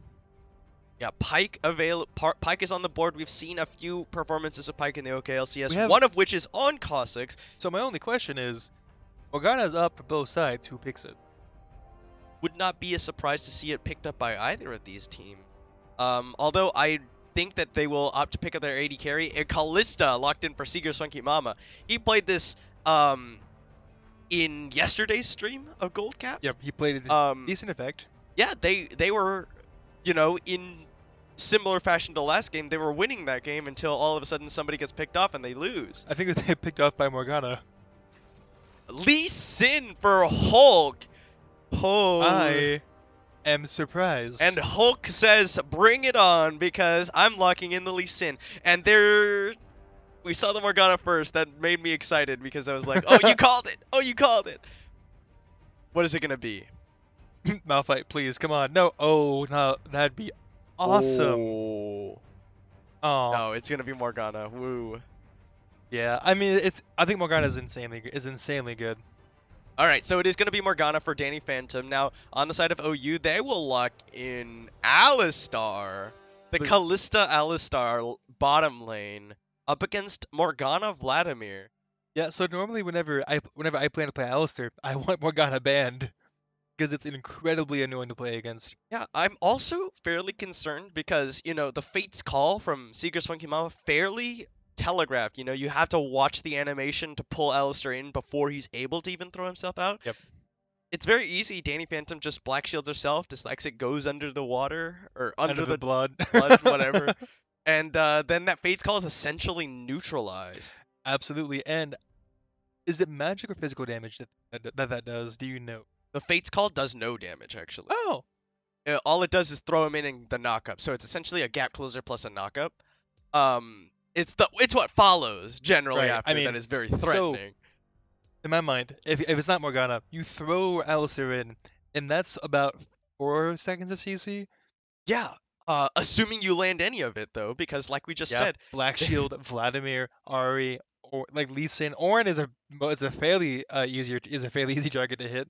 Though I will say I think Lee Sin is in a really bad spot right now. Yeah, I do very much question the pick of Lee Sin in general. Yeah. I mean, normally when I see it in solo queue, I dodge just for safety's sake. But if anyone pulls it off, if Hulk pulls it off, it wouldn't surprise me coming from him or her. I actually have no idea. Them, beautiful. I think it's gonna be hard to pull off, especially against Graves. If Graves can dodge the Q or even eat it, he can be fairly tanky in duels. Lee Sin has to go in, has to get right next to that Graves, and Graves is okay with that. Yeah. I'm also fairly concerned. I think that the way that OU can, make use of that ultimate is locking down Mehuli, assuming he doesn't have the Black Shield. Right. Stop Ornn from using the Call of the Forge God. Again, assuming he doesn't have the Black Shield. I'm so concerned that they let this Morgana go through, banning away. Even especially when they're deciding to pick the Alistar anyway, why not let the Leona come through? Well, Leona, even Nami. So Nami does some great lane pulling to Alistar at up to level 3. At level 3, Alistar stops carrying and just all-ins the Nami. Yeah. And does half a health. Also opted in for exhaust, which I don't like either. Yeah, I am assuming that the exhaust is for later on in the game when Vladimir and Ari are gonna come and try and one-shot your ADC. Absolutely. But I definitely agree. I think Ignite probably would be overall better in the situation in the case where you can get onto Dyslexic or Danny Phantom when the Black Shield's not available. You can very easily burn them down with Callista and Alistar so much damage early on in the game. Absolutely. I think he was trying to, especially, okay, so let's say they don't build Executioner's Calling early in the game. They have no Ignite on that team. They have no way to deal with Vladimir as far as Vladimir's sustain goes in the mid game, which means either they're forced to rush Executioner's Calling, and I guess Cass can build Milanomicon, but that's a very expensive item. Yeah. And it's a lot harder to consistently apply. Yeah, for sure. I mean, less so in the case of Cassiopeia because you can throw out the Miasma like oh, that entire zone, you're gonna get grievous wounds if you walk on here, and then, if I get a Q on you, oh, there it is. No more Yep. healing for you. Very fair point. And on the side it goes, so Ornn engage is so Ornn engage with Vladimir beneath you and Morgana shielding the Vlad. That way, even when he pops up out of his pool, he still won't be CC'd immediately. The Alistair combo will between Kaz and Alistair, the Black Shield will go down. But the question is, was it before or after CC? And then that leaves Ari and Lee Sin both to wreak havoc on the Callista. So and Cassiopeia is fairly immobile. We'll have to see. Yeah, but here's the upside, right? OU, they've got Callista and Cassiopeia. Both of them can, shoot out a lot of sustained damage. If you focus all your resources on killing the Callista, you still got to worry about the That's Cassiopeia who's true. been throwing With fangs at spells. you the whole time. It's very, very true. And they do so much, they do insane damage. Like if Callista gets that first kill and she has spears in everybody because she buys a Ruden's Hurricane, that's a lot of damage coming out for their team. We just have to see how much it matters. I guess is a way to phrase it. Opting in for uh, lethal tempo as opposed to press the attack on Callista. I don't think it's bad. I think it's a playstyle thing. I also think lethal tempo in particular on Callista has, been one of the options. Absolutely. Um, like on Callista in particular Yeah, compared to because you others. can it lets you Just jump like around blip, blip, blip, faster. blip, blip, blip, blip. Yeah. The fleet footwork is the option for Heimel. Is that the standard now, or Yeah, have it's you? no, That is the standard now. so Standard Graves is complete for work, even with the nerfs, because he needs the sustain, he needs the extra movement speed to keep up with his targets. It is what Hulk took last game. Okay, I was not paying attention then. Fair I'm enough. just so like it's so in my head that you take electrocute to burst down people on Graves. Oh, right. Well, in solo queue, it might be a very viable strategy because they might take dumb fights with you at level 2 or 3 when you do the extra damage. But usually in more competitive settings, he needs the The extra move speed. yeah, the move speed is so essential to keep him locked up. Yeah, definitely makes sense. There's the black spear thrown in onto Cossacks. The Um, game didn't know for me See, this the time. game thinks Alistair mid's viable, but Recon mid isn't. I have several questions, game. Riot, please. I don't need this conversation again. Oh, looks like they're going for the nice, careful spread on both sides. I'm surprised they're not, Ghost isn't opting to invade with this Morgana. Morgana is a very nasty invader. It is true, but if 5 people face check into an Alistair, that's 5 people knocked up, and all of a sudden the fight is very much already lost, and you have to run away. I don't disagree, especially if you 5-man stack and then it's an Alistair into a Shen taunt, then you're in a really bad time. However, OU doing the similar thing have just spread around, possibly looking for something cheeky onto Joe Barrow, I but Joe don't Barrow not going to poke his head out quite far enough. I don't know if Kha'Zix is in vision. I don't know if he can see them, or, see them walk in like that. Ah, I see. One of the downsides to this particular map view. Very common thoughts on all sides. Derwent Shield, Spell Thieves, Relic Shield. All this I expected to see. Um, sometimes I see Vlad take Predator? yeah, Predator or your Relic Shield. It did end up popping the ward on blue buff though, which is very nice. Yeah. They know he started there, but they won't give him the timer, which is still Oh, I thought Callista stole blue No, no, buff. no. I was No, like, no. well, The Ren came out, which is interesting, right? Do you normally take Ren first on Callista? Normally you take it depends. the Sentinels. Okay, so you have to forgive me. It's been a while since Callista was a champion. Well, okay, yeah. I understand what you're about to say, right? Because like it's a melee support, so you can't really very easily get the second proc. Yeah, I think Rin is very common if you're trying to.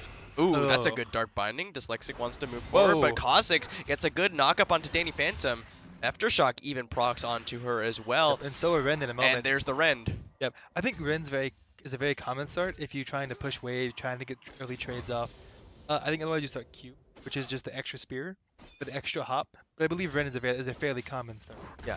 No, well, normally what I'm used to seeing is the Sentinel level 1, because that gives you the extra damage on hit when you and That's your true.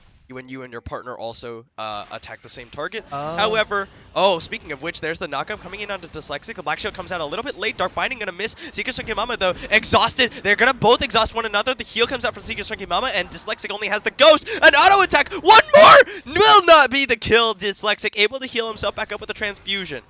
Yeah, really good trade. Caustic's coming out with the most health possible. Though, so trading on the Vlado is always an effort in futility. Yes, you did good damage to him, but in a couple of, like a minute or two, he'll have most of his health back anyway. Just getting constant transfusions off, as well as his Doran's shield giving that decent region. That was a Haimo coming in for a gank onto Mehuli, doing some decent damage. The charm gonna go onto Jobero. Good damage, Haimo forcing the flash out of Mehuli. Yeah, really good. I don't know if Mehuli missed or if Haimo sidestepped, but we'll give the benefit of the doubt. Exactly. Point is that he didn't get charmed, which means he can keep chunking away at this Ari, which is so useful. This is what he needs. Lee Sin keeping up with Graves and farm is just something I'm not used to seeing. Well, I mean, Lee Sin's always been good. Oh, flash forward for the Miasma. Mehuli with no flash. They're going to get first blood, but who's it going to go to? It is Jobero Haimo flashing away. There's comes in a Dark Binding and a land. Is Dyslexic going to go under with the Sanguine Pool? That's dodging away from Caustic's CC, but there's the stun. Seeker Mama wants to get some more auto attacks in. The Ren comes out. Yeah, really decent trade on the side of oh. Shadow Dash comes in from Alarcion. Abusement Park taking a lot of damage. Alarcion, flash auto, solo kill for Alarcion. Absolutely well done there. Maybe this is showing Abusement Park's lack of experience on the Ornn. Not respecting Shin's early damage, which he has a fair amount of, which is always oh. Okay, no, never mind. Caustic still has that's TP investing in Abusement Park. Yeah, Abusement Park opting not to save the teleport, like you said, could possibly leave his team out to dry. Alarcion close to hitting that level 6, which means he'll have that extra bit of global pressure if he is able to get a recall off. Yeah, and even if he doesn't, he's still in a does not have any health items. He's rushing for the Iceborne. Yeah. Yep. Which isn't bad, I don't think at all. But it does mean he looks to be fairly squishy, especially against Shin. Does a lot of percent health magic damage. Yep. And he cares about the armor like any melee champion, like any auto attack champion does, but not as heavily, especially with Grasp of the Undying proccing and his Q proccing. And he got this day. His teleport's up. He'll have 6 over him. But we saw this last time too. Oh, you got a bit of a gold lead. They had a couple of kills ahead. They got the first blood, and then it didn't matter. So we're gonna have to see if that stays. Bellow's breath coming out. Abusement Park determined not to make the same mistake. Shadow Dash comes in from Alarcion though, and there's the Spirit's Refuge. He's eating a lot of those free auto attacks from Abusement Park thanks to that. Yeah, not getting the clap off, not getting most. I don't think he breathed on him, to be fair. Oh, well, that make it hard to get the clap off. Oh, there's that level 6, and Alarcion able to get some good damage. Grasp with the Undying just constantly being procced by this Shen. Shin. Oh, okay. Abusement Park getting good breaths off on him though, making sure they get that lap. Whoa! Searing charge in, but the Alarcion using the Spirit's Refuge doesn't care about the minions as well as Haimo's here, but Alarcion no Spirit's Refuge left now. Petrifying Gaze, Jobero's hits level 6 first. Now Mehuli, nowhere for it to go. No Spirit Rush. Jobero hits the solo kill in the mid lane. Haimo now in trouble. Stand United keeps Haimo alive. It's gonna go back in. Jobero, or not Jobero, Alarcion gonna make sure that his jungler stays alive. Yeah, Hulk coming in. A bit greedy from Haimo to keep chasing into the brush once they chase them off the gank as is. So Stand United is a massive cooldown. And not only that, but look at this. Abusement Park did not use the Call of the Forge God in that little debacle. It's true, but he is opting to back, which means he would not have teleport available to get back to lane. So, and Shin has yet to back, which means when he backs, he'll have a good chunk of almost 1,700 gold. Eudemus. Yeah, we'll be able to pick up more than likely. Oh no, completely the Bomby Cinder plus Chain Vest. Probably either that or a Tiamat and a. Oh, that is also true. Yeah, I don't know what to opt for. I feel like it's definitely a playstyle kind of, yeah, like what they prefer to do. I tend to see Tiamat a lot more because it gives you a lot more. Oh. Whoa, Spectre's Cowl. Okay. To be fair, that is a lot of magic damage side of Ghost. Yeah. Between Mehuli and Dyslexic, doing a decent chunk of magic damage, just building to help out later on. I think it's a smart call. I mean, it also helps him in the trades against Ornn because it still gives you that health regen after getting hit Oh, by Hulk. Hulk, level 6 Hulk. Danny Phantom trying to bait, I think. I don't know if Kha'Zix's just like, huh, this sounds like a He's trap. gonna go in. The Black Shield comes down onto Dyslexic. Hulk is gonna come in, but here's Heimel as well. Kha'Zix's gonna get into the back line. He's got his level 6 now, so he can pop that damage reduction whenever he wants. Seeker Sungama throws him in. 2-man knockup. Dyslexic exhausted. He's gonna go under with the Sanguine pull. The Sonic Wave sidestep. There's gonna get the Rend off, but they're not gonna be able to secure any kills onto Ghost. Really good counter kick there from Heimel. They're coming out on top of this. They also had both mid laners roaming down. But that was really well done on both sides. They were ready for the gank. Unfortunately, Hulk was not able to get the target he wanted. Kicking Alistair to your team is definitely an option, but it's not necessarily the easiest option to kill. Killing Alistair is a real pain. Yeah, for sure. And Cass, and this, so you said you've seen this. Oh, and this, so to me, this is a free dragon coming over, unless they opt to go for the. Okay, no, they're just getting wards done before. Yeah, So so this- OU opting to take away that Ocean Drake, but Hulk is going to come around looking at that possible steal, but you've got the Rend. Should not happen. Should. We've seen weird things. Dark Binding. Oh, wait. No, Kha'Zix is going very low. It's going to be secured by the Rend. Kha'Zix pops his ultimate just to make sure he doesn't go down to Hulk. I like the ultimate because on the off chance Hulk happens to look at you, I think you're dead. And that's definitely a good safe call. Vladimir coming back with a needlessly large rod. Absolutely useful for him. Give him a lot of that damage. He's been missing a lot more push power, a lot more. Oh, the taunt in onto Abusement Park. He's going to lay down some good hurt. Absolutely. And later on, I think starts winning. Has been winning trades for a while, and he'll keep winning, especially with that Spear's Refuge picked up. Fucking grabs. Oh, he dragged the blade through him. Yeah, good damage. Absolutely. But they're both keeping up in CS. Graves still a little bit behind Lee Sin, which should even out whenever they both go to clear out the jungle. Oh, but yeah, Cutlass picked up. Looks like he's Kha'Zix is working towards his Merc Treads. Yep. Merc Tread's definitely a good option against Morgana. I mean, Morgana, Mehuli, Dyslexic, Abusement Park, like, all of that is CC and magic damage. The only AD threat they have is Lee Sin. Though we have, so traditionally, Lee Sin builds like, Kha'Zix. Oh, that's a Dark Binding onto Kha'Zix. He's got no ultimate if you remember, but the Fate's Call almost up. I lied. It's not available yet. No, but they might not have recognized that. Because he was leaving Vision, that also all isn't necessarily the most extravagant thing in existence. It's also not as though you really want to overcommit onto that. A Call to Forge God gonna miss. Really good sidestep there. Ari was there to back up if it landed, but it just did not. Cassio there was there to back them up. So far, so good. Oh, wait. No, okay. Yeah, nobody's coming up here. That means that a Larcion and Abusement Park just gonna trade back and forth. I mean, he hated damage shot. Oh, wait. Is she maxing Black Shield? That is a big Black Shield. She is. Oh, that Black Shield being down is going to be that Kha'Zix going in. Dyslexic going to get the Call to Forge God out. It's not going to get a knockup. And the Hemo Plague Seeker Swingy Mama has walked a little too close. Stand United going to come out. Is it going to be enough? He did already eat the proc. There's the knockup. And Danny Phantom is going to go down, but not before they take down Seeker's Funky Mama. Yeah, pretty good Stand United. Unfortunately. And Hulk died?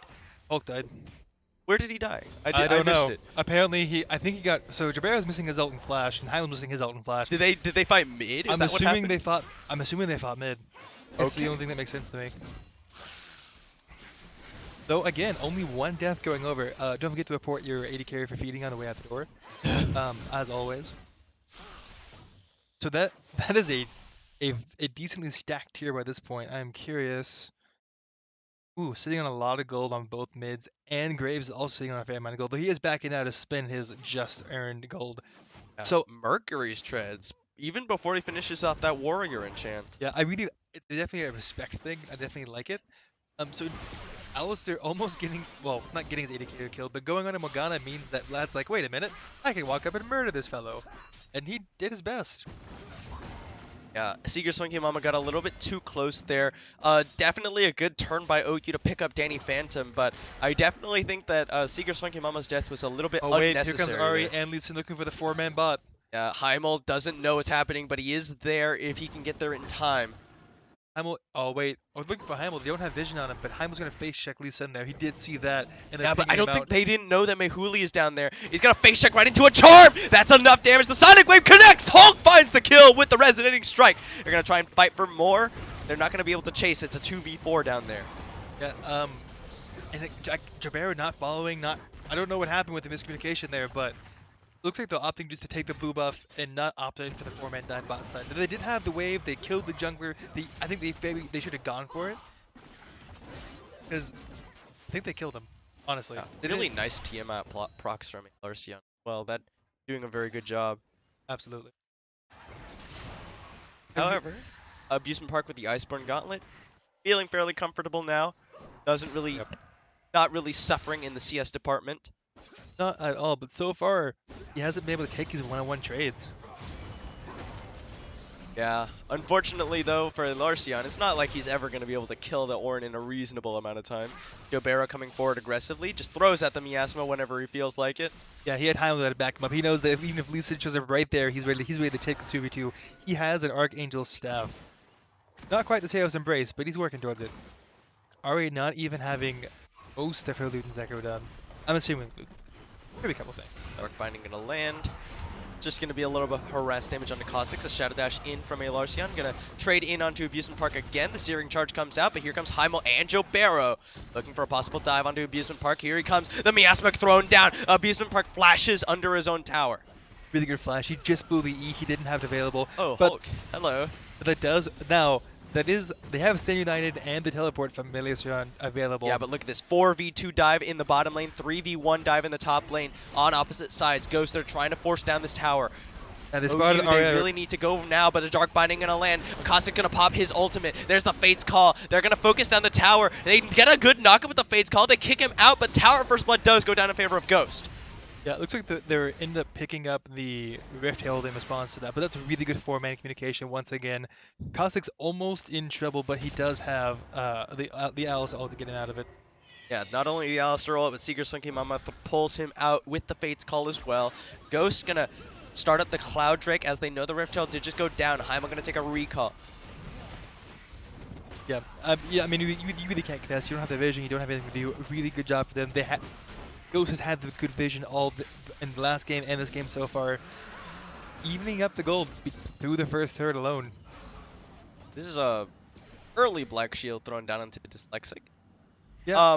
This is a very close game. 100 gold just over separating these two teams. I'd say equal momentum, honestly. So far, no massive mistakes on either side to demoralize the players. However, I Caustics spoke too has no soon. ultimate. The Dark Binding, and they're just gonna slowly but sure. Well, Hulk gonna follow with the safeguard, but here's the Stand United from a Larcion. Hulk gonna try and dodge around here.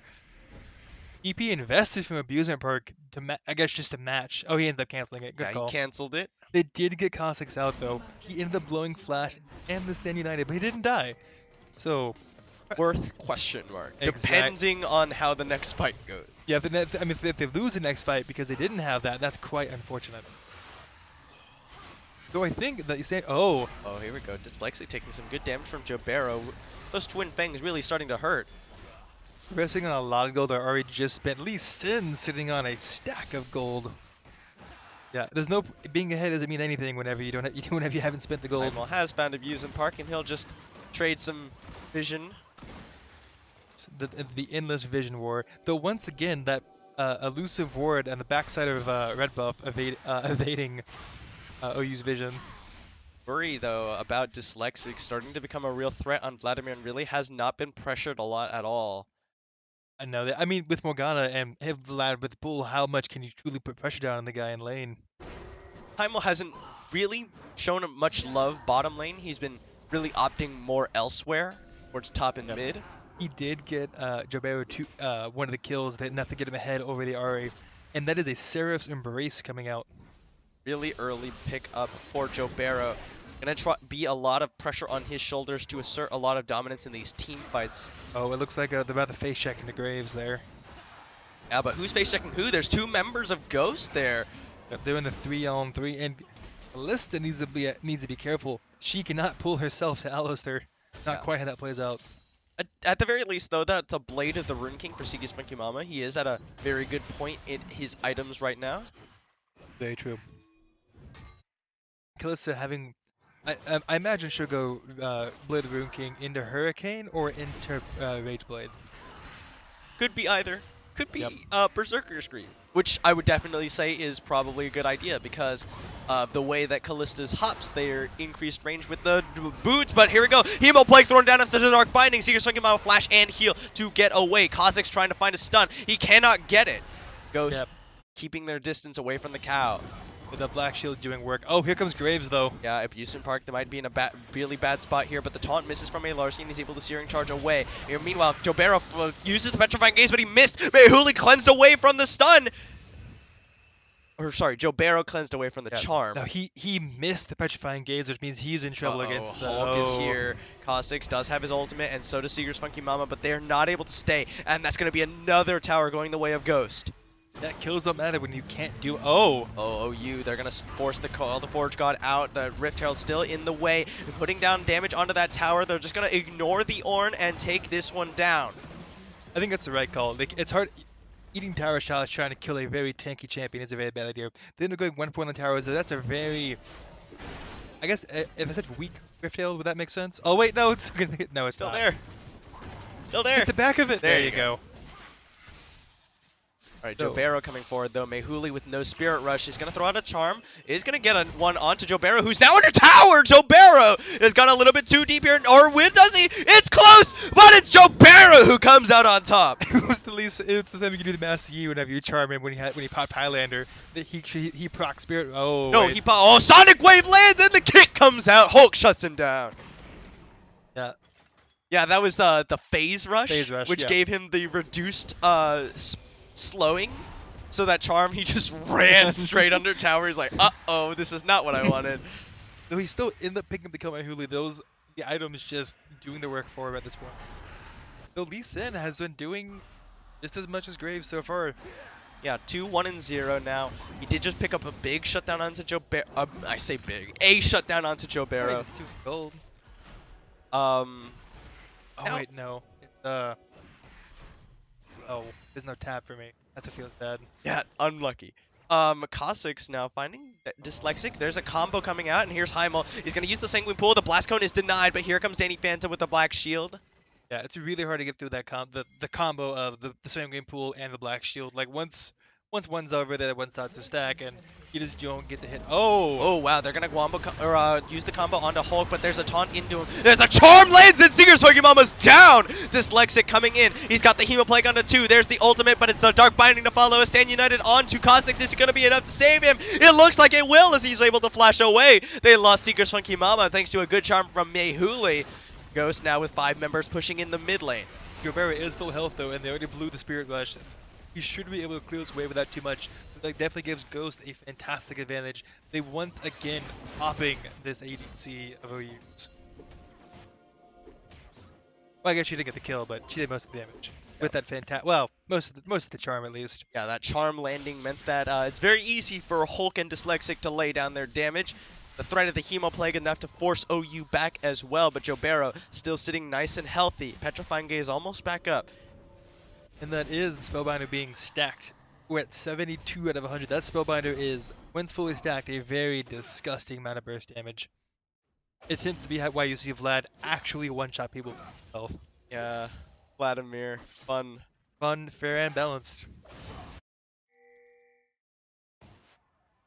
Alright, so Jobero just hanging around here, just waiting for the wave to come back towards him. Oh, Casp can't buy boots. Were you about to I was criticize about him to criticize him for not buying looking boots. for the charm, gonna be sidestepped by Jobero. There's the Petrifying Gaze. It's just gonna be a slow, and the Spirit Rush will be able to get Mehuli out. No stun means that you cannot burst down before she's able to dash out. Now Ghost going for the Ocean Drake. Yeah, I mean, they had look at all this fantastic vision that Ghost has planted down. They have pink ward after pink ward, and just all this beautiful, exactly what they need it to. Like, OU has some passive vision down in numbers around Baron, but I mean, That was a Spellbinder pop. The Call of the Forge God going to be used. So he's going to throw it back in, but there's nothing to be done on the side of Ghost. no, I mean, it's a Shin with Taunt up. It's pretty hard to land much on him. Arrow does find Hulk skulking around in the jungle. Binding going to be thrown out. Now the Miasma finds Danny Phantom. There's the Caustic's combo, but the Black Shield will eat it and he'll be kicked right back out. But that is the kick down, which means that he will not have that up for any sick in sync kit. Oh, in sync. Wow. In sync. Yeah, it's like the best band. boy band. The best boy Yeah. band ever.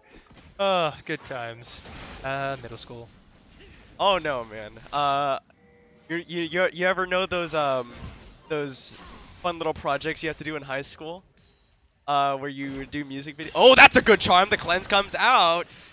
Dyslexic gonna chase him down, but Seeger's Funky Mama getting some stacks onto Abusement Park. Here's the Fate's Call. Abusement Park has nowhere left to go. He does still have his flash, but the Shadow Dash comes in after the knockup. He's gonna flash now. He will get very far, but not far enough. The Ren gonna come out. There you go. Seeger's Funky Mama with a kill. But they just gave up all mid pressure with that. They don't have Jabera there. Yeah, Heimel's here trying to clear it out. Not willing to invest the collateral damage, and that means the tower goes down. A teleport even invested by Elorsion. Yeah, not really well done by you. Yes, they got the kill, but the beauty of the split push is always if you send more than one guy, we get an objective out of it. And because they didn't have Jabera there to clear the wave when that happened, just lost the tier 2 tower. Yeah, definitely not worth a kill for that tier 2. Not at all. I do think Heimel really ought to have invested the collateral damage there to clear out the wave. Absolutely. If he does that, yeah, it's like he loses damage next team fight, but you save a tier 2 tower. And alternatively, you could just not fight until that's back up. I don't understand. Do you not see this, Alistair? No, he's having a really hard time getting into fights. He's getting kicked out, black shielded, sanguine pooled, not having much luck. Poor guy. Yeah. Dyslexic, 2 needlessly large rods closer to that Rabadon's death cap, and at that point, it's a very rough situation for any of the members of OU. Absolutely. At that point, he ults Q.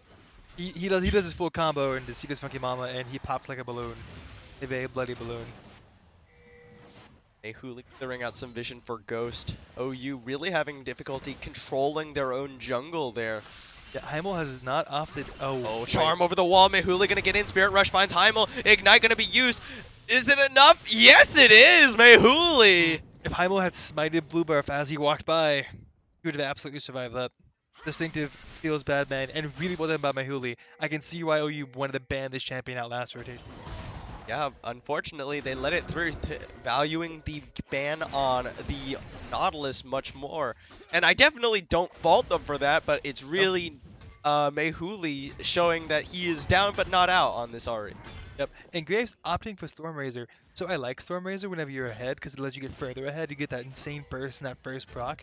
But whenever you're even or behind, I think there are better items to go. Like I do, like a Black Cleaver, like a Phantom Dancer, like... Other things. Caustic, so face checks into a charm, and he will just watch himself die. Not going to burn a summoner's, not going to burn his ultimate. Call of the Forge God comes out, does not land onto a target. Seeker's Funky Mama able to make it out with the help of the flash. The Sonic Wave going to be thrown out. It's going to land onto a Larcion, but that's the tank, and you don't want him. Dark Binding lands onto Heimel, however. Who are they going to go in? He's going to quick draw over the wall. Soul Shackles invested by Danny Phantom. Yep, they do manage to give Heimel a good chunk of his health gone to Ocean Drake doing a little bit of sustain, but not really enough to necessarily matter. So, at this point, they can siege pretty easily. Lee Sin's doing work so far, keeping up, putting more pressure down, making certain Alistair can't do much. Danny Phantom skulking around in the jungle, finds a... they throw down a ward only to have it be removed by the control ward there. Ghost now setting up a bush bait using Danny Phantom as potential bait. I mean, they have the pink wards. Binding gonna land, and that's gonna mean Huli gonna be landing East Charm. Caustic's just gonna eat it. Hulk kicks Heimel away. Heimel using the quick draw to reposition himself to get kicked out rather than in. Yep. And that was through the flash invested. Really good quick draw from Heimel, and unfortunately just a little bit, not too slow, but ideally you kick and flash. Kick, then kick flash, so that they don't have that opportunity to reposition. By flash kicking it's safer, but it also means that you can miss. And you can theoretically miss the kick flash, it's just a lot. There's a lot less reaction time available for them. Dark Binding not gonna land. Danny Phantom just fishing at this point. Both sides trying to pick. It's like, I want this, but I don't want to go in there. Yeah, I mean, who wants to die because you walked in for a pink ward? Either an Alistair combo or Dark Binding or a Charm will spell a very unfortunate end for you. Spellbinder plus Rabadon's death cap on the side of Dyslexic. Very dangerous to be near this Vladimir right now. And it also increases the damage of his electrocute. Like it's just such a useful item on Vladimir at the moment.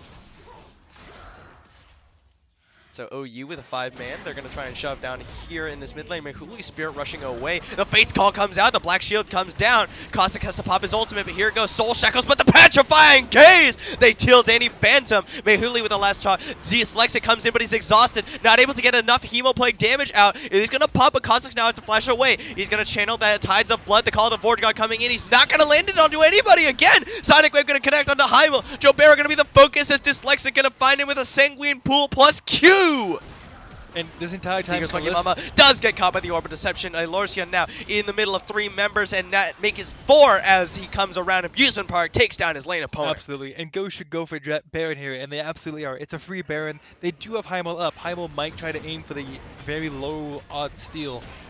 Especially against the Lee Sin. Lee Sin able to use that execute damage from the Resonating Strike to secure it, but I don't even know if Heimel's going to make it here in time.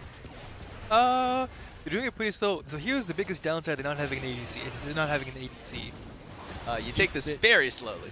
Yeah, I don't know if it's gonna matter in this particular case. Alistair might get here in time. You can see the sick alley steal. Oh, he's gonna get a ward in. Here's Heimel ready to blast cone over. He's gonna go for it. He gets kicked immediately, but he steals it! A steal from Heimel keeps OU in the game. That would have spelled, I think it's supposed to hit him. Absolutely phenomenal steal. And he has a level disadvantage. Level disadvantage, stealing from a Lee Sin, and Heimel pulls it off. Absolutely well done. Unfortunately, we'll have to see if it's enough. So far, their issue hasn't been pushing or rotating. It's starting fights they can't win. Yeah, but that is 3 Baron buffs over to the side of OU. The only ones without it are Heimel, of course, and Joe Barrow. Yep, Heimel being the sacrificial lamb for his own sick play. Worth? No, absolutely worth. Super worth. That wasn't sarcasm. That was very well done, very well executed. Yeah, a little bit of a misplay from the side of Ghost. They didn't deny a blast cone. They didn't stop damage on the Baron once Heimel came in. By the time Heimel came in, it was still at around 1400 HP. They could have stopped damage on it. Hulk tried to kick Heimel out, but ends up kicking him just sort of still in the pit. And at that moment, so the only time you can't smite is when you're being suppressed. Or silenced. Or silenced.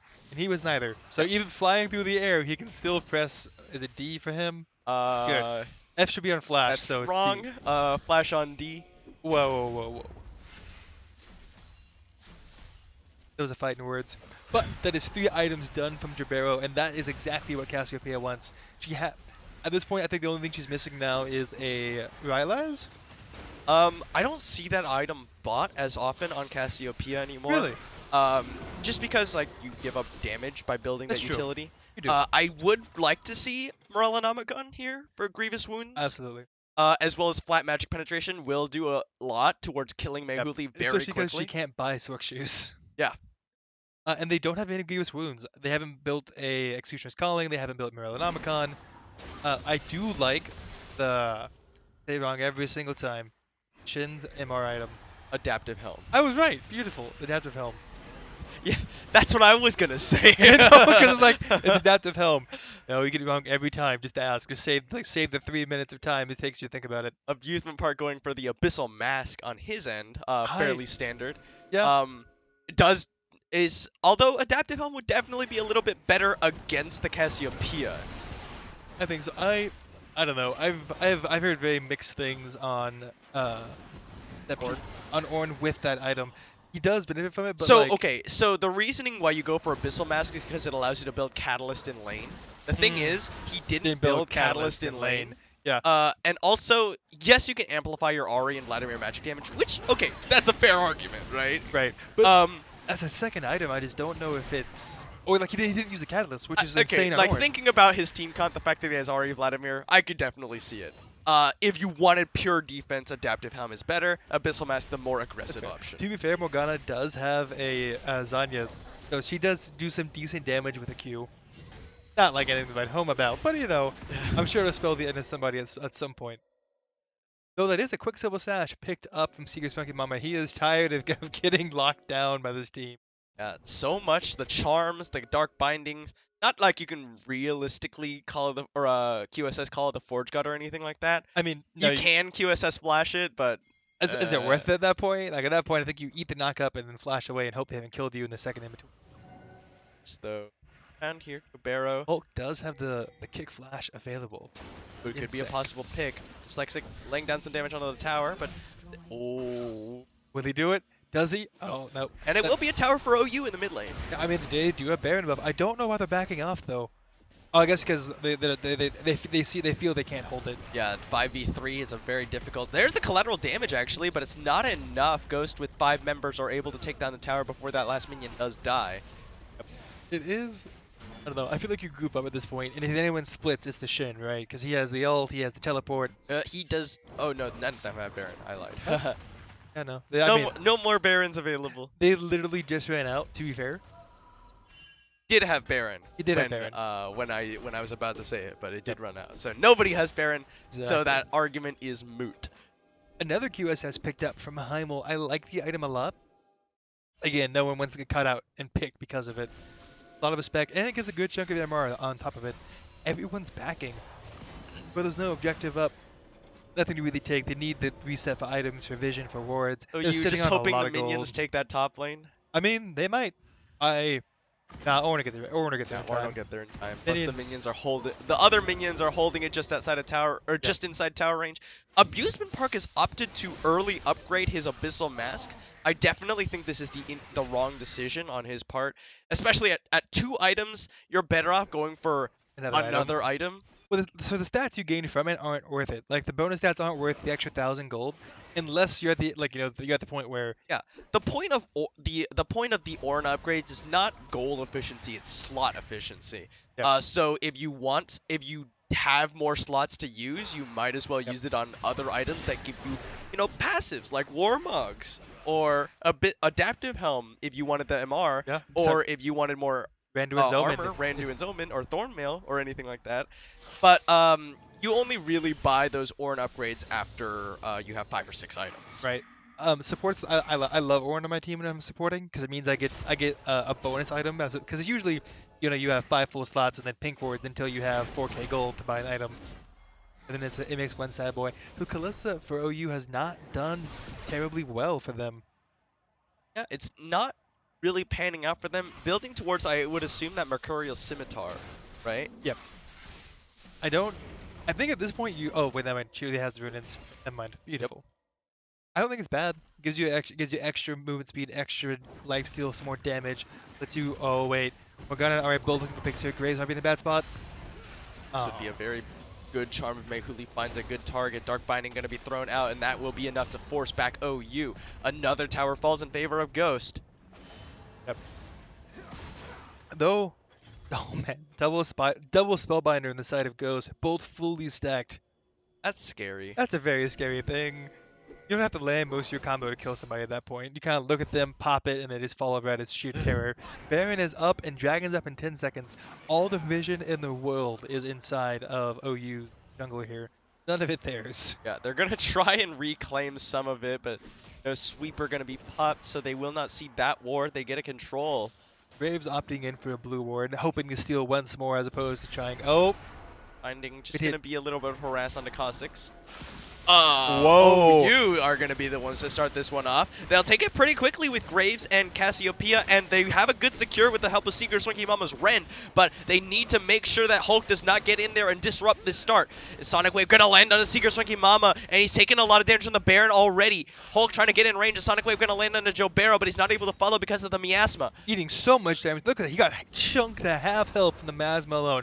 Really weird start from OU there. Yeah. And I will point out that Joe Barrow has, in fact, opted to go for the Riley's Crystal Scepter. Sacrifice a little bit of damage for the extra utility. Yeah, I mean, if you can slow down this... Oh, wait, what? Oh, charm, close. That's definitely one of those. Yeah, but watch out. If you're in this corridor, that means the Call of the Forge God is a very real threat. Abusement Park getting ready. OU looking to try and sandwich them inside their own base. There's the fake call coming out. It's only going to knock up one. Seeker Sugimama is eliminated from the map. There's Dyslexic with a beautiful Hemo Plague ripping apart OU. Heimel's going to flash away as he watches all of his team die. Kozik's going to get jumped on. The Sonic Wave Resonating Strike will connect, but Kozik's able to keep him away. Headbutts him right back out. Ghosts are going to pick up the inhibitor. I think this is game. Like I think they can end this. Oh, wait, maybe Hulk's not. hitting? Hulk, it might have misplayed here. Heimo going to come in here with a red smite. Will shut him down. There's the QSS to break away from Mehuli. Abusement Park going very low.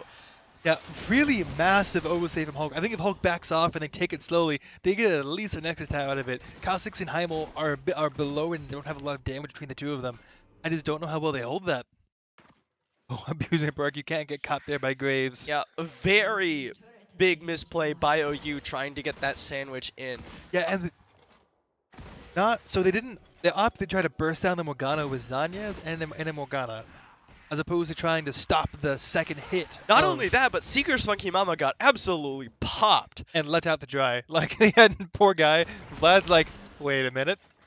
I see this. And yeah, he drops the Hemo Plague. A big burst of damage comes out from him and from Abusement Park, throwing that Call of the Forge God right in his face. And he just explodes. Like, he just doesn't have peel. He was split out from his team. His team wanted to go in. He's like, guys, wait, I'm getting murdered. What I have to imagine was happening is that Seeker Sunky Mama, or Kha'Zix rather, tried to throw himself in with a Faith Call to interrupt his ability to knock the Ram back. It just did not end up happening out that way. Gotcha. I did not, unfortunately, catch that. That is double Merc Scimitar from the side of OU. Yeah, those cleanses will be helpful, but not if you're dead. Yeah, it's one of the downsides of opting into it. I think the QSS is fine. I think you then build into another damage item. Like you sell the door and shield and build the components for it, and just keep the QSS in the inventory slot until after one more damage item. Because right now I don't know if Glitch's damage is very much. I mean that because I don't see the champion very often. I mean, I think Seeker Sunky Mama would be doing respectable damage if it weren't for the fact that he's dead at the start of every fight. This Vladimir is just giving them so much pressure. They're really not able to get into a good position to fight front to back, which is what they kind of need to do. Kha'Zix might be caught out of position here. He has to cleanse away that charm with his ultimate, and so that will not be available. The Elder Dragon on the table for Ghost. And Orin's pushing in his top side with a massive wave backing him up. Looks like OU's moving to respawn, but Oh, they're gonna try and trade. They're going for Baron. I think it's the right call. You said you shouldn't have stopped that. Rush the Baron. They don't have any. I mean, it's smart. Elder for Baron's always good. I think for the Baron and for the Baroneers. Well, you gotta get it first. This one's not coming out. Here's the Call of the Forge God gonna be thrown in. Only knocks up 2 members, and that will not be enough to dissuade OU. It's smited or rended down. The Elder Dragon taken up. Abusement Park now has that buff, and here he comes. The Fate's Call will extract Kha'Zix as well. But here comes Mehuli looking for the charm. Is he gonna find it on the Seeker Sugimama? Yes, he will! Kha'Zix now is in trouble. Stand United coming down. A Larcian just trying to cover Kha'Zix's escape. Seeker Sugimama has already gotten taken out by that Aura Deception from Mehuli. Yep, and just so, again, Seeker Sugimama just has not gotten to do anything this game. Just keeps getting popped by these basically assassins at this point. Yeah. Ari is an assassin and Vlad should be. Vlad might as well be at this point. They're going to try and hold this one up, but the Elder Dragon burn is just destroying those towers. Here he goes. The taunt comes in, then they're going to try and get onto Mehuli, but no damage comes out. The stun comes down. Kha'Zix doesn't have anything more to offer. The Hemo Plague is thrown down. There's Dyslexic in the back line, destroying everything. Here comes Heimo around the side. The tower's going to land. A Larson going to try and taunt. The big heal comes out, but it's not enough as Heimo will finally take him down. Dark Binding and Orb Reception go just short, but it will not matter. The Nexus Tower's gone down. And Larson trying so hard to taunt them all up. He jumps right into the waiting arms of Heimo. The minions are going down. Danny Phantom just trying to kite around, trying to pull off the Miracle X-Peke, but a triple kill for Heimo will mean the game continues. So Heimo popping off there, just so much damage coming down, just absolutely fantastic. Unfortunately, that costs them. Oh, they do have Baron buffs though. Shin's teleported to get at least the tower out of this. Maybe 2. That's a massive minion wave. Though I just don't know if it's enough. They have to be able to defend all 5 champions from getting to their Nexus. Yeah, Abusement Park is up in 10 seconds. A Larcion trying to put some pressure on this bottom lane. It looks like he... Ooh, yeah, he's going to back off, play the smart play, recognize, hey, if I get caught here, that's probably game. Well, yeah, but if you don't push, what do you do now? With everyone coming back up, maybe that, you know, it's hard to tell in the heat of the moment. Yep. Even for us, like, we have all the information. We still Right. have no ideas, like, is this the right thing to do? Should I get pushing? Here's the thing. So if Shen had, like, if Caesar Marvel had TP and they could both do it, I think they take the fight against Ornn and take the tower down. Only problem is he doesn't have TP, and I don't think Shen kills Ornn fast enough to not get caught out by the people coming. All right, here's the one thing. They did get their inhib back up, so they can't straight backdoor on the side of Ghost. And they have Baron recalls for a good chunk longer, which means even if they do rush for it, a couple of the members of OU will still be there to block the inhibitor with their bodies. if nothing else. There's the Executioner's Calling coming out, and it looks like a piece of Rage Blade?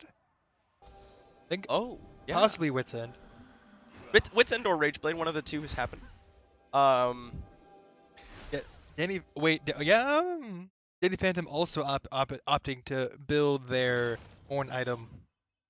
Oh, So yeah. Redemption is definitely one of the biggest beneficiaries of the item. Yeah, I don't know if there's a better one, but you get like an extra 100% magic mana regen and extra 100% health regen. Oh. It's a pretty big chunk. I just don't know if it's I don't enough. know. I'm still not a fan of upgrading your Ornn item until you've gotten I agree. the other items, because you know you're only getting stats out of it. You're not getting anything like, oh, a new active, oh, a new passive, which is the main reason you finish items. Absolutely. I think if you're expecting this to be the last time you ever base, you pick up your potion, you pick up your Ornn item, and you hope that this is the last fight. This wins the game for you. Or if it doesn't, then you know you're kind of choosing correctly. But I think the small jump in stats might be worth it for some. Yeah. And I mean, it is, you know, it's not as though you need as much stats on Morgana support in particular, because you're not being relied on for damage, and you have Zanya, so your tank stats mean a lot less. Mehuli looking for a charm. Yeah, smart from OU, not trying to clear the ward with the melee champions who are easily within range of that deadly charm. Oh, they're not stopping. Ghost coming in. They're trying to push on this mid lane. Cossack goes in with the headbutt pulverized, but it's not going to find a target. Dark Binding lands. Kick Flash! Seeker's funky moment in the middle of the pit, and the Call of the Forge God raids across. Abusement Park wreaks havoc in the backline. The Hemo play comes down. Dyslexic even going to make it out with the help of that heal. They will get one back. Heimel goes godlike as he takes down one. Heimel's at full health. He's still got, whoa, so much to do. A double kill for Heimel. Looking for Dyslexic. Red Smite comes down. He's gonna burn. A triple kill for Graves. Once again popping off in defense of his base. Heimel just going insane. Where was this earlier? Heimel pulls off the god defense after what looked to be a game-winning play by Hulk. Hulk had the fantastic flash kick. Seeker was in an awful spot. He died with flash and heal up though, but he was still in an awful spot. Well, it's hard. Okay, you can't heal or flash while you're flying through the air, and by the time you land, you're probably dead. That's true. But he kick flashed Seeker's Funky Mama through, I think, 2 of his teammates. Absolutely, he hit the Alistair, and I think he ended up hitting Shin. Yeah, and then Heimel though, just completely untouched in the fight, just rips them apart. Just like every one of those bug shots. So one kill per shot. Morgana just walked up to trying to zone him off. She's like, wait, I'm losing this. Just got obliterated. Trying to clear out some vision. So this next Baron decides the game, I believe. Death time was long enough, waves are pushed enough, towers are low enough. Whoever gets this Baron wins.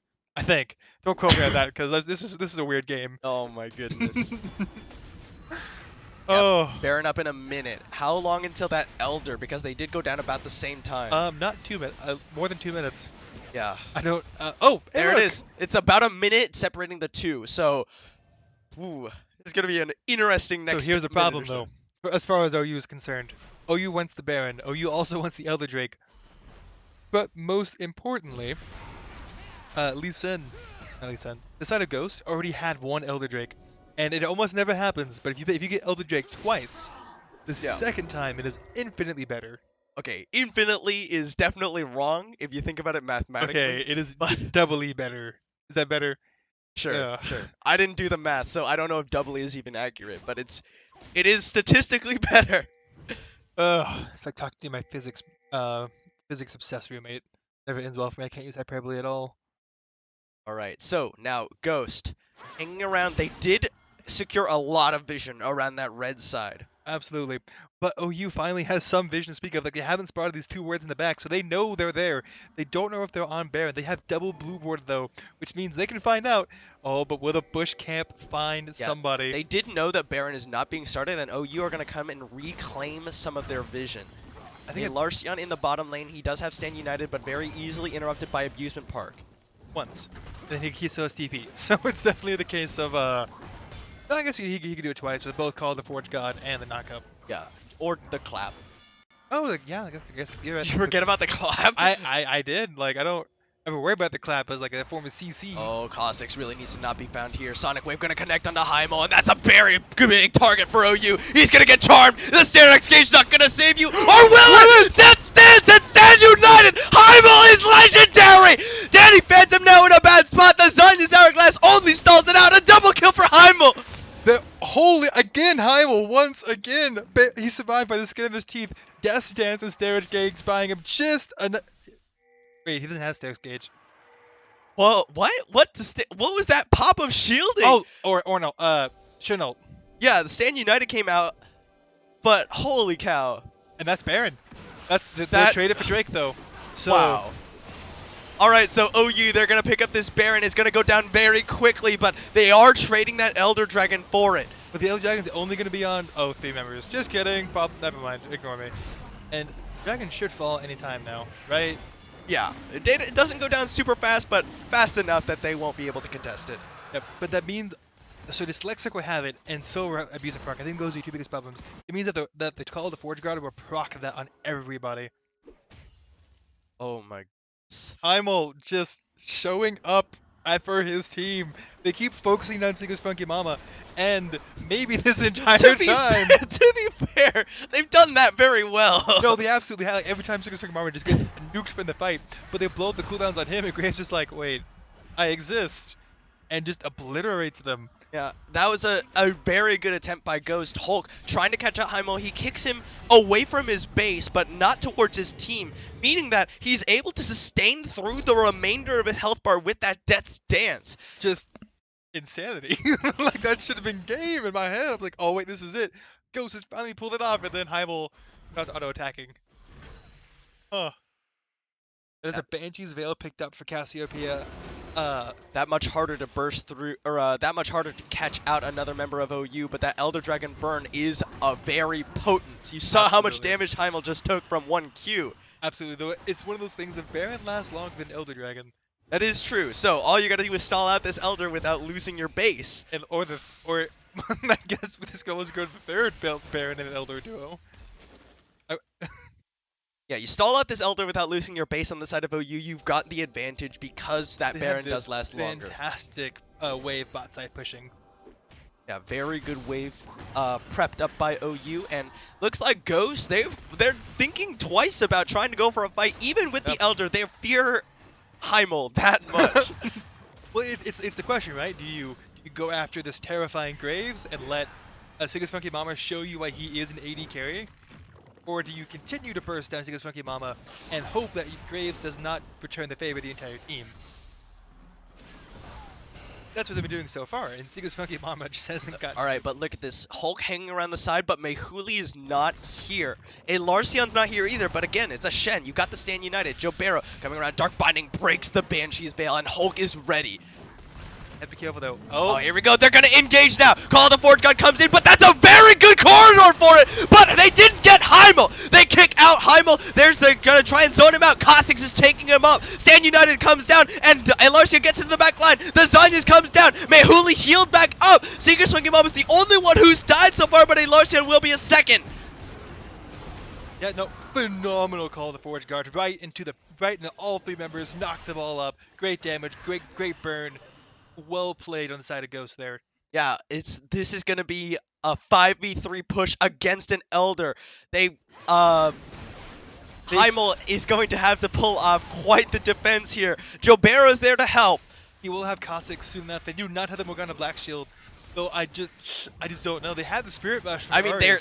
they just lost that inhibitor. Now they've only got the Nexus. They're gonna have to kill them before they can just auto the Nexus to death. This is their last fight, or you know. No, this is one of many potential last stands. There we go. There's the Miasma coming down. They have the opportunity to go for Abusement Park, but they don't take it. The Call of the Forge God is back and alive. Danny fans are throwing in the Dark Binding. That's a good knockup, but the Call of the Forge God comes out. Petrifying Gaze used, and there's Heimel trying to do what damage he can, but he's knocked up. He's the QSS. They're going to try and focus him down. They're going so low, but they're focusing the Nexus. Heimel flashes forward. They do take down one. He's Abusement Park trying to end the game, but it's not going to be enough. He pops back up. Hulk goes down. Double kill for Joe Barrow. Mehuli watches his team fall, and the Nexus lives. Once again, I will just flashing onto all three members, getting the end of the line down. All three on. Oh my god. Fantastic knockup from Alistair, making certain that he casually sidestepped the binding and just goes all in. He's like, guys, I have to do something or we're going to lose. Sukasoki Gamama was alive at the end of a team fight. That's a new one. Oh wait, no he wasn't. I take that back. He just respawned from the last team fight. Oh my god. This is something. I need to open one of these throat lozenges. Where's my flask? I brought it with me somewhere. Ugh. I have casted one other game in my life that has been quite this close, and it in that situation, the team analogous to OU pulled it out. Ooh. I'm waiting to see if OU can do it again. Absolutely, but maybe I mean, so far they have shown that it took 45 minutes for them to realize, we're like, hey, wait, we can do this. Ghost just not able to close. I feel like this is one of the spots where Lee Sin really isn't that useful. He had a really great flash kick that should have been the end, but unfortunately, I think that's all Lee Sin really has for his team. He's gone full damage. He's not much of a tank. Or even a frontline threat at all. Graves, everyone rips them apart. Graves is kind of a dumb champion if you think about it. He gets so many resistances just from quick drawing for, like, to do what he wants to do anyway. I mean, yeah, you're not wrong at all. In any case, though, obviously not to knock down Heimel or anything. He's playing great this game. Ghost, they're gonna try and play the pressure game. Let minions push in the mid lane while they push the bottom. Which again doesn't work well when you have a Shen. Shen will clear the midway for them. Ult down just like last time. Here we go. They need Another of many potential last stands for OU. Problem for OU, they need to do this multiple times. Ghost only need to win one of these.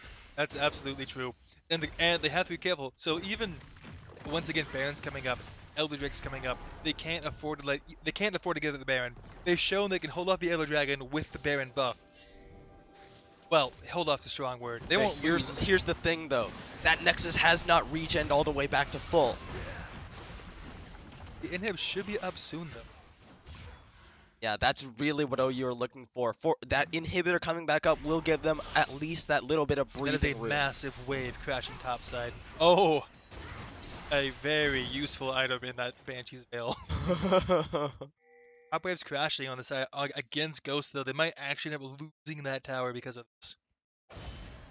I am trembling right now. Yeah, he literally is, and I'm not much better. This game is on a knife's edge. Absolutely, and it shouldn't be, right? Like this should have been over. He just can't. Oh, Cossacks. He's looking. He's like, wait, they stopped pushing bot. Look for the targets. Okay, so it looks like again Ghost is staved off. They now have to deal with the push in the top lane. They're gonna try and bush bait, and anyone who face checks in there from OU is going to feel very bad. Oh no, wait. Especially if it's Heimel. Oh wait, okay, it's gonna be the Dark Binding. He's gonna be caught in, but the Faith Call is able to get him out. The Petrifying Gaze onto one. He's gonna try and focus him down. That's a good knockout from Cossacks. The Sand United, yeah, Abusive Mark is out. They do secure Seeker's Funky Mama. Heimel's down. They got him. Dyslexic in the back line was able to take down Heimel. There's the breath. It's a Larcion with the stone plate. It's not going to be enough because they're going to chase him into the base. Now Ghost looking for the end of the game. Dyslexic is on the Nexus. The Charmlands on the Cossacks. Okay, Larcion flashing forward, looking for the top of the Black Shield. It's over! Ghost take the victory over OU after 56 minutes and 2-0 to make it to the semifinals. Absolutely. What a close game. What a great game to watch. A almost one of the coolest upsets to watch for the 6th seed team to take down the 3rd seed team. Yeah, not something you expect from, obviously, OU, a strong team in their own right, but number 6 seed versus number 3 seed, this is not the type of matchup you expect to see. A nail biting, just finger trembling kind of game. I am. Phew, Quite the game. indeed. And both of these teams, unfortunately, that only one of them could make it to the semifinals, but both of them should feel very proud of the way Absolutely. that they played during this season. They played fantastically throughout the season. Yeah. So, that is going to be the end of the quarterfinal stream for today. We do have another one coming at you tomorrow night at 10 o'clock. Don't blame me. That's when the teams decided to play. Oh, Um, you're behind the Red Bull, right? say again. You're behind the Red Bull, right? In any case, thank you all so much for watching. I'm gonna need a few throat lozenges and stuff for that for tomorrow. But hope you all enjoyed. Hope to see you tomorrow night. Have a good night, and that's it.